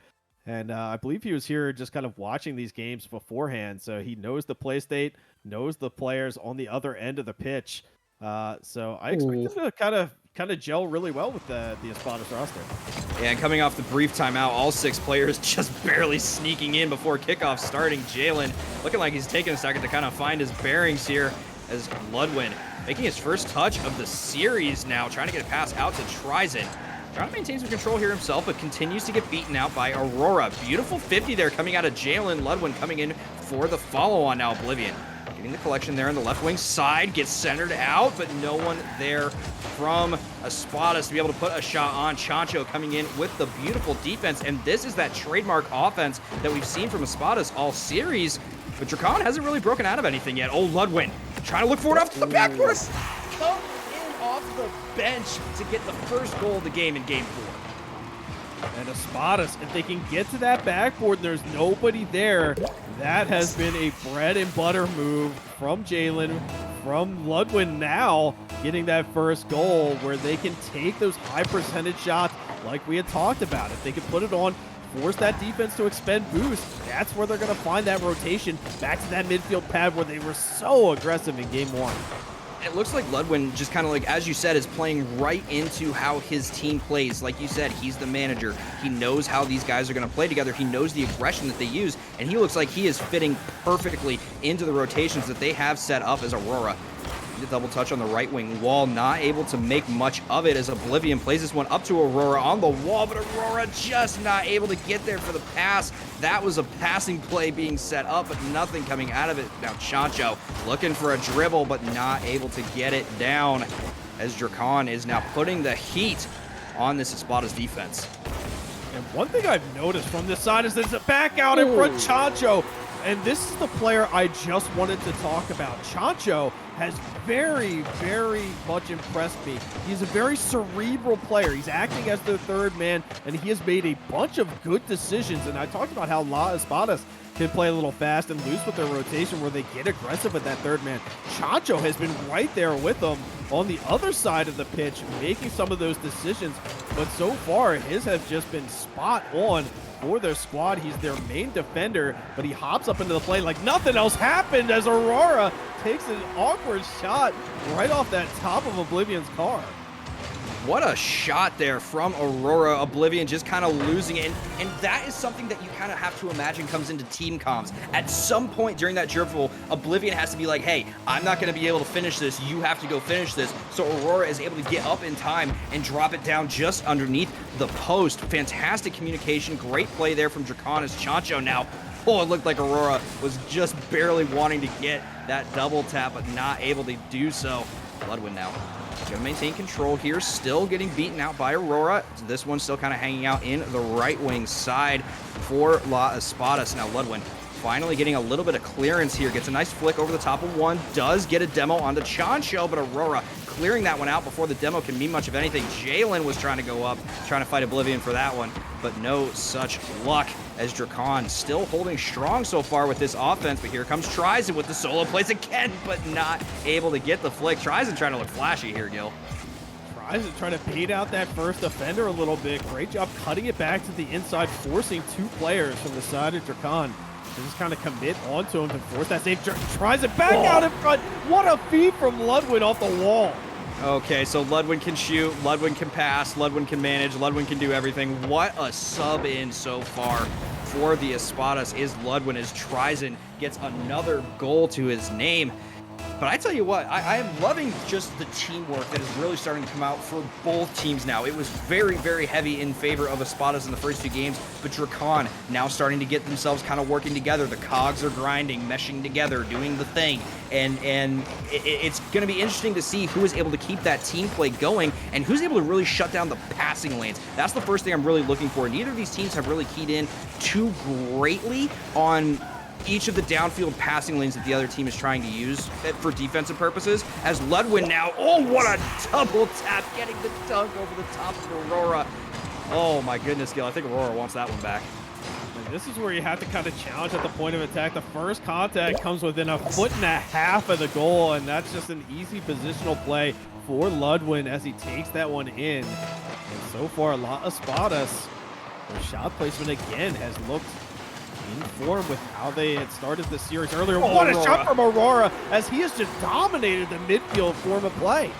Oh my goodness. After the long extended break after game 3, game 4 is now just going back and forth and back and forth. It is a literal coin toss at this point to see who is going to come out on top in game 4. If the Spadas come out in this game, they will find themselves on match point. If Drakan is able to take this one, we will be tied at 2 games apiece going into game 5, as now Oblivion trying to play this one off the ceiling, manages to keep it in control, gets it past one. Aurora there, but not quite able to get the angle. The passing plays coming in from Drakan. They just have to be careful about how many players they're committing to the offense, because it looked like Chancho, as you said, very intelligently moving back as the third man, but Ludwin just barely sneaking that one over the top. Looked like there might have been a little bit of a defensive miscommunication coming in from Drakan there, because I'll be honest, their defensive rotation looked a little bit scuffed. Why is this man not using the Superman decal? This guy super sub alert. This guy comes in 3 goals, gets the hat trick, and leading the shots on their team. La Espada's just putting this guy in the driver's seat off the rip. Tryson trying to get this one across. Chancho again on that backboard. 2 players here on the side of Espadas. Ludwig gives it away. Chancho lead pass out in front. Transition shot off the post, as there was a golden opportunity to try to tie the game up. Just unfortunately a little off. Oblivion centering pass. What a shot. Jalen, huge save. Aurora back down to Chancho. Shot four-sided in. And we talk about shot placement. How about that one? Oh my goodness, shot placement. Tell me a little bit here about pass placement. What a pass from Aurora. Puts it right on Chancho's hood. All he has to do is front dodge just a little bit. And I'll be honest, that was more of an own goal from Ludwin than anything else. If Ludwin's not there to make that touch, I think that one bounces back out. But regardless, we find ourselves tied again. I am fairly certain every single goal has been answered, but Oblivion looking for the Cuxer pinch, almost getting it, but not quite, as Ludwin turns away the shot from Chancho. Aurora has been silently getting more and more in tune with these clears, with these passing lanes from the side of Espadas. Chancho drop pass down in front. Still another one. Chancho is all over the place as Tryson looks to break out. He's got some time, got some room. Flip reset shot off the bar, down in front. Aurora can't get to it. It's Chancho. Who else for the side of Drakan? I tell you what, we talk about the intelligence coming out of Chancho. His ball control is S tier. Like his ball control is some of the best that I have seen in a very, very long time. He keeps that thing exactly where he wants it, exactly how he wants it, and just does not let it get away from him, as the ball is finally going to find grass, and we are going to see just our second overtime of this series, as Ludwin gets that kickoff win. Oblivion firing it right back towards Espada's side. Now Jalen trying to get a shot on towards the backboard, but Oblivion taking the backboard save. Ludwin regaining control here for Espadas, trying to take it off the wall, looking for the dribble. Is he going to be able to beat Chancho? He is not, but the ball still now hiding dangerously on the Drakan side of the field, Gil, and I'm not sure Drakan know exactly how to get quite out of this, as Aurora finally looks like they're going to get a little bit of a carry out. Aurora doing a good job making sure to stay with those plays. This one dropped back down in front, and Oblivion forced with the clear. Chancho, 1 man to beat. Chancho, Ludwin, shot on it. What a save as Ludwin gets over. Still back out in front. Jalen, long clear. This one might go as it drips to the far side. Jalen back down in front. Chancho will just casually clear it across. So both these teams going north-south, just taking chances on transition. Oh, I don't know about that touch coming in from Ludwin. It looked like he and Tryson were trying to get a little bit of a crossfield pinch, but that could have gone very, very poorly. I don't care who you are. I never want to see you try and take a challenge towards your own net, as Chancho playing this towards the backfield. Tryson waiting in the wings on the net. Looked like he was maybe wanting to get a squishy save, but that ball breaks free again. But again, a free goal opportunity for the Espadas that rings off the sidewall. Jalen gets the shot down. What a read, but it gets turned away from Oblivion. And Drakan looking like maybe a little bit of a mirror from the other side of Espadas, that they have just been getting back a little late on defense. Some of these long shots trying to roll just to the sides of the net for Espadas as they try and take advantage of that midfield being so open. Jalen upward. Chancho can't make the save. Aurora on the line makes it. Chancho looking to break out the other way. The 50 forced up to mid. Nobody there yet. Ludwin tips it to the far side, but Oblivion already on the read. Centering pass. Aurora takes the shot. Far side. What a save as Jalen and Ludwin come back again to make another fantastic stop. This overtime defense from Espadas has just been second to none, and the passing plays from Chakan also have been second to none. Jalen getting bumped out a little bit there, looking for Aurora. Chancho with that ball control we were talking about. What a from Chancho gets it in overtime. Cerebral player. 3 goals, 9 shots, baits out the defense. He knows they don't have anything. He took the boost from Jalen off some of these small pads on that rotation in, and Drakan able to tie this series up at 2. Oh my goodness, what a way for that one to end the first overtime of the series, going the way of Espadas in a heartbreaker. Drakan getting some payback here in game 4. We go into game 5, both teams having 2 games apiece in this series. This is what I love about best of 7s. Next game isn't even match point. We still have at least 2 more games of Rocket League left to play between these 2 teams. And I tell you what, Drakan has really come into their own in these last 2 games. I tell you what, man, it feels like we've already played at least 2 best of 7s in this series alone, as Chancho digging deep, finding that offense for his team, and Espadas, credit to him, coming in with the sub. Ludwin playing exactly how he's supposed to play. He ultimately led their leaderboard, having more points combined than the other 2 players beforehand. So definitely playing to that same style for Espadas, but ultimately it was some of these midfield plays that Drakan just kind of faded off of, got the touches down, and then maintained a boost advantage that really turned the tides of that overtime. And now it looks like we are going to go ahead and get ready for our game 5. We are back tied at 2 apiece. Gil, who do you think is going to take the rest of this series? Because I think that some of the tables are starting to turn a little bit here.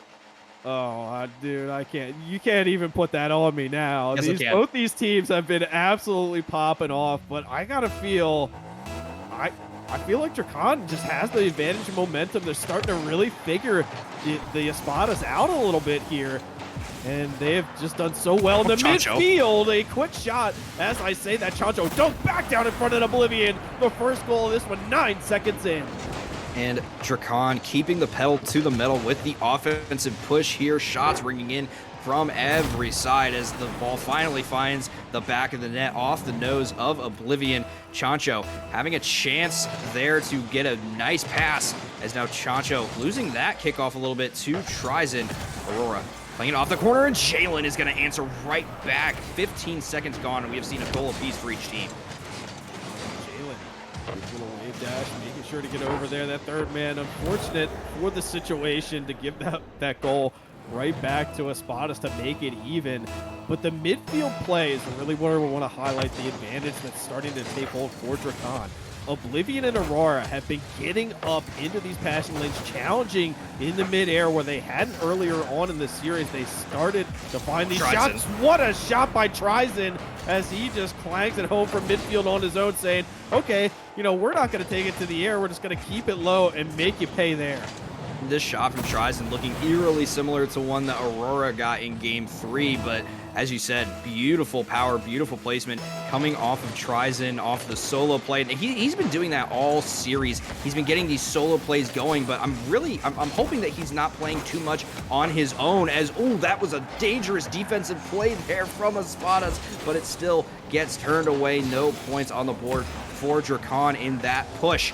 Oblivion this one up off the ceiling, looking for the reset, gets it, but Ludwin reads it the entire time, turns it away. Aurora going for the pinch off the wall, still keeping this in offensive control for Drakan, but tries and finally getting it out. That is going to be an offensive push now starting for the Espadas. Oblivion makes a good touch to corner, trying to bail his team out, buying them some time to rotate back around as they were on 0 boost in the midfield. Jalen 50 on the sideline. Ludwin with an advantage here. Ludwin looking for the pinch mid. He opts to take the boost instead, as both of his teammates, one got demoed and the other had already reset on that rotation. Just opts to just take the boost. Trying to deny it a little bit. Trizon, and again, Trizon has just been a mechanical fiend for the side of Espadas, getting deep out in front of the net, getting some of these quality chances just based off of mechanics alone. But I will say credit to Drakan for reading every single shot that Trizon has managed to put on mechanically, at least for the most part. They're doing a fantastic job keying in on what he's doing and at what point exactly to attack him. And honestly, that's something that it looked like Espadas was struggling with a little bit, was reaching the ball at the proper point of attack. That's where we saw a little bit of an own goal from Ludwin. That's where we saw a shot sneak in from Aurora in game 4.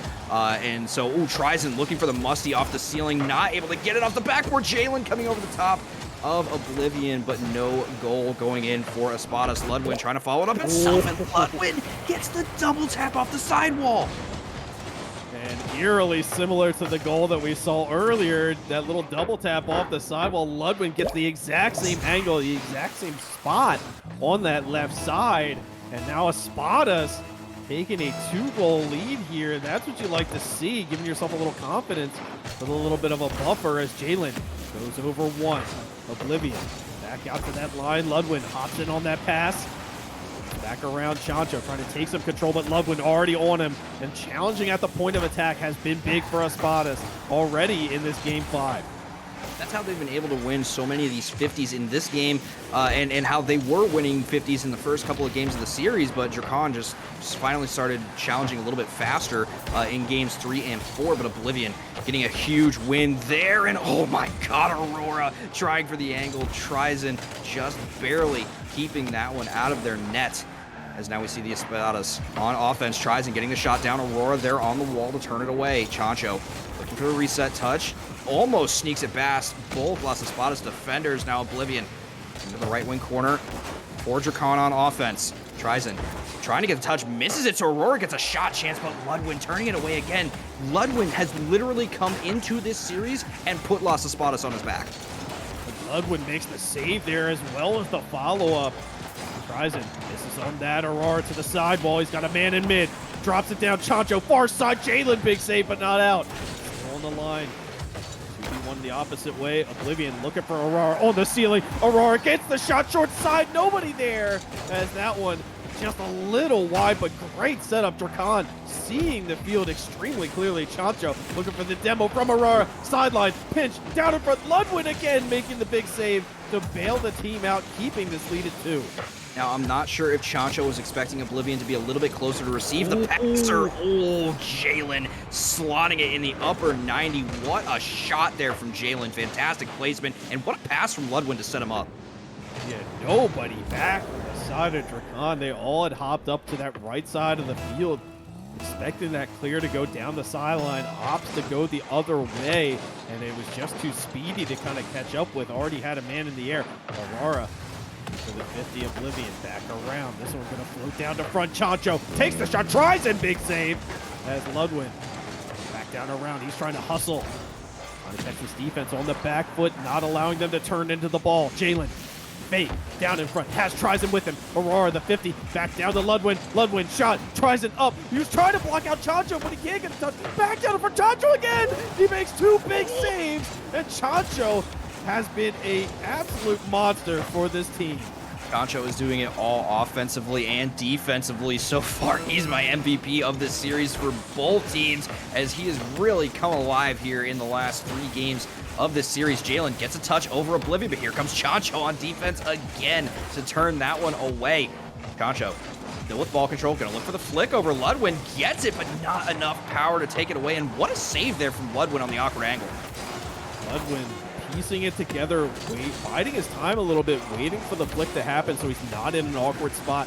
Of course, did have that teammate alongside him, but they were still both on the back foot. So Ludwin's decision making, this one gonna drop down in front of Espadas. Still going to be able to take game 5. They are in a great position heading into game 6 to close this series out. Espadas finally, 4 games later, finding themselves on match point. We thought there was a chance that they might go 3-0, but Dracan had other plans. Ludwin, I mean, the scoreline says it for himself. 723 score, 1 goal, 1 assist, 6 saves, and 3 shots. Just absolutely putting the team on his back there in that game 5. Dracan staying in it the entire time, never really looked out of it, even though they were down by 3 shots, 3 goals for a decent portion of that game. They looked like there was always a chance they were going to come back. And Espadas has started challenging them towards that midfield line just a little bit more. That's why the quality of shots and the rebound control has gone up for the Espadas side, able to get to these balls and break out with some of these passing plays that we'd love to see. Ludwin, a huge part of that, making those 6 saves, 3 of which were borderline goals that he stopped just kind of just short of the line on Oblivion and Chancho respectively. And, you know, Ludwin just coming in, super sub action, able to just kind of lift the team up by the bootstraps here. But it's still the exact same thing. The passing game for Espadas in the midfield, finding these spots and committing with their mechanics to force Dracan over and using that boost up really is where they have founded these advantages throughout this series. I'll be honest, what I've noticed throughout the series, Gil, is that whichever team has the best passing plays kind of going on point is the team that ends up winning the game. You know, in games 3 and 4, Dracan had finally come into their own a little bit. They had their passing plays really going smoothly, but for games 1, 2, and 5, it was all Espadas. So it just seems like both of these teams have a little bit of trouble shutting down the passing plays when they happen, but whichever team is able to get them going faster is the one that usually ends up having the offensive advantage. Dunk it down, Ludwin. 2v1 advantage down to the opposite side. Jalen trying to get over to it. This one's going to float all the way back to Trizen.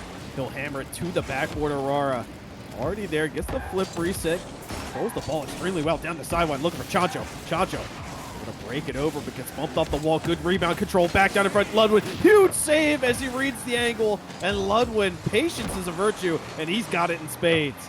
Ludwin getting the save and paying for it with his life as the demo came in there from Chancho. And Ludwin has just been so prolific on offense and on defense since he has come in. But now we see Oblivion here getting the pass out to Chancho, but Jalen right there, reading that pass the entire way. Aurora starting to lose a little bit of control here. Passes it basically right over to Ludwin, looking for the 50. Not quite able to get it with the way they wanted. That is a dangerous touch there from Jalen as Chancho takes it. Trying to get the double. Ludwin being... And see, challenges like that from Ludwin are why you just need to challenge the ball sometimes. You don't always have to hit it. You just have to put yourself there, make the opponent think about you when you're going up to take the shot.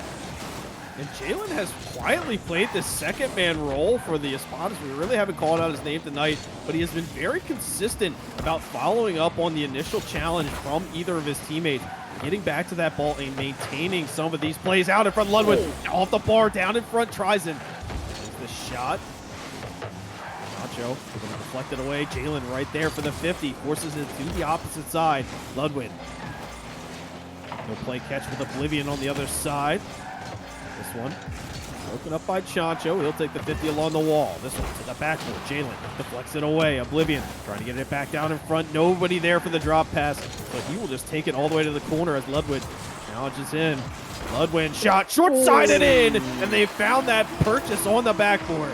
And that is so huge for Las Espadas, who are trying to shut this series out here. Once again, they are on match point. They win this game, they will take the series. Just over half the game left to play. Plenty of time for Dracan to still come back in this, but that first goal going the way of Las Espadas is massive, because we have seen how heavy of a momentum-based team they are so far in this series. Is Trizen now trying to get the touch off of Chancho. Chancho getting the clear to Dracan players getting there. Ludwin is there. What a pass. Coming out of Jalen from the midfield, dropping it right back down for his teammate.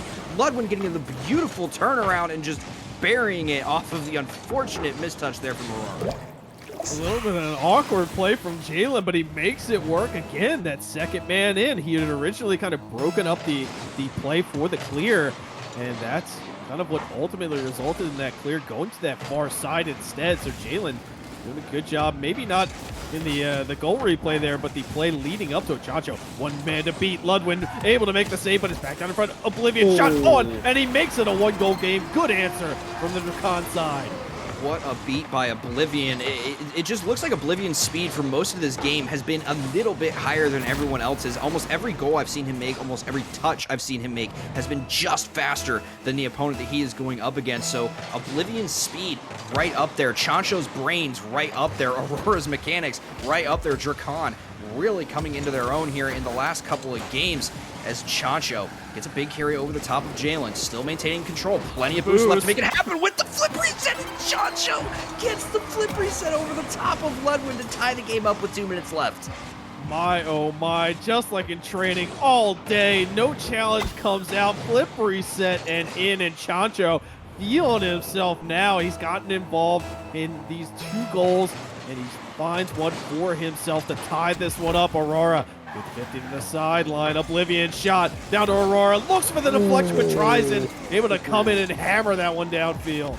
Beautiful timing from Trizen there. We've seen what Aurora does with the redirects earlier in this series. So Espadas trying to play with everything they have here. Out. Is Oblivion. Trizon potentially going up here, and What a no one able to save. follow that up, but Jalen, oh my goodness, Jalen trying to make it work. Trizon again with the shot, beats Aurora on it. That is going to be the lead again in favor of Las Espadas. Oh man, what an initial play by Trizon to force two defenders up to the backboard. Kind of catches them napping with a waterfall down in front. They make the save, but had absolutely no boost to respond to the rest of the play. And Espadas again, the shot placement comes out and rears its head again for their squad. Going short side, perfectly placed. Jalen makes a big save as Chancho was looking for the bump. Jalen again. Oblivion centering pass, short side. Ludwig able to get over. Tries the pre-flip at Chancho. Back down in front, but the defense already back. Trying to make another stop here. Aurora, not much boost as he hammers this one. Oblivion on that far side. He was looking for the pass. Aurora just trying to take a 50 on the sideline. Has a man with him. Chancho, look out. Chancho, flip over one, and Ludwig holds the line. Back down. Oblivion tries to cut it back around. He's trying to use the width of the field. 50, far side. Oblivion can't get the touch, and Ludwig gets the clear down.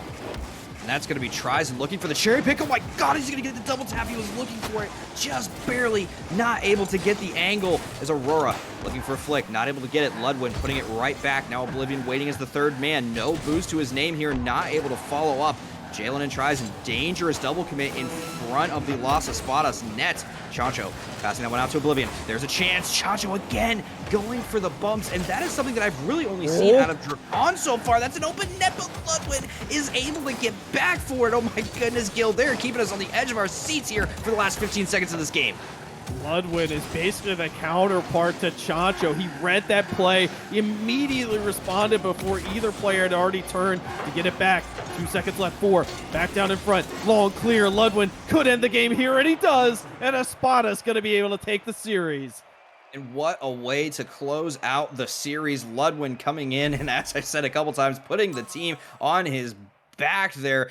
Very good comparison there you had in the last couple seconds with Ludwig being the counterpart to Chancho. The cerebral play from both of those players was just astronomical the entire series. We saw it from Chancho since game 1, but Ludwig showing up as a reserve there in game 3 after Saucy unfortunately having a power outage. We hope that he's able to resolve that as quickly as possible, but Espadas finding themselves taking a 4-2 series victory in the first week, the opening night of the Melon Patch League.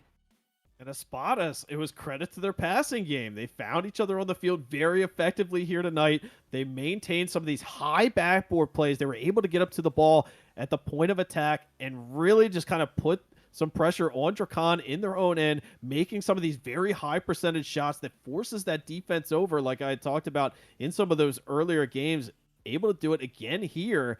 Drakon, no slouches either, taking a lot of shots on net, but Ludwig, again, I love watching these cerebral players play the game about how they know exactly the thing that they're supposed to do, exactly positioned where they're supposed to be. And when it comes down to decision making, every good team has that kind of staple player that you can point to that can say, that's that guy on this team.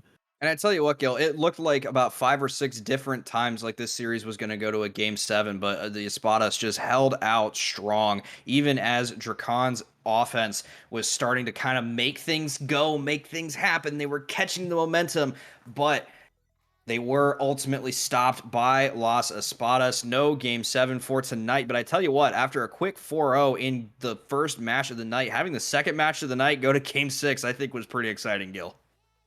I agree with you, man. I thought this was going to a game 7. It was so nail-bitingly close for every single one of those games, albeit the one blowout that we had with the disconnect. And I really don't count that one, but every other game, both of these teams, they have the earmarks of, these very flexible squads. They're not one-dimensional in their play. They can adjust during the course of a series, and that's, what some of these truly great teams to do. I'm really excited to see what they do for the rest of the season. And games like this are exactly why I said that this Group C pool was going to be one of the most competitive groups in the entire league. I don't care where Prestige is at. I don't care where Circuitry and Short Circuit are at. This is the group that everyone needs to have their eyes on throughout the entirety of this league. This is where the best and most intense Rocket League is going to be played, because every single one of these teams is fighting to get their name out there. And tonight it was Las Espadas coming out on top of Dracan Esports, despite a valiant effort coming out of Dracan Esports. But that, unfortunately, ladies and gentlemen, is going to be the last match of the evening. Gil, do you have any final thoughts, concerns, or otherwise for the Melon Patch going forward? Big shout out to Prestige for sponsoring all of this, Dire Media Solutions as well for setting up all the overlays. All of this looks so clean. I love it. Can't wait for the new scoreboards to come in. We're gonna look at, just even more professional that way. But just a great series of Rocket League that we had tonight. Our first series as well. Credit to Galkin and Wolfie Too Hot for bringing the action, and of course our wonderful producer in the background, my man Tazaro. Got to give some shout outs to him because he doesn't get enough love. The man behind the scenes, making it work, making everything tick. But Oddfellow, I think that's all for us tonight. Thank you guys for joining us for the Melon Patch League Week 1. I hope you guys have enjoyed the matchups, and you come back for Week 2. It should be a lot more action. All 4 of these pools sporting some great teams, and I hope to see you then. Good night.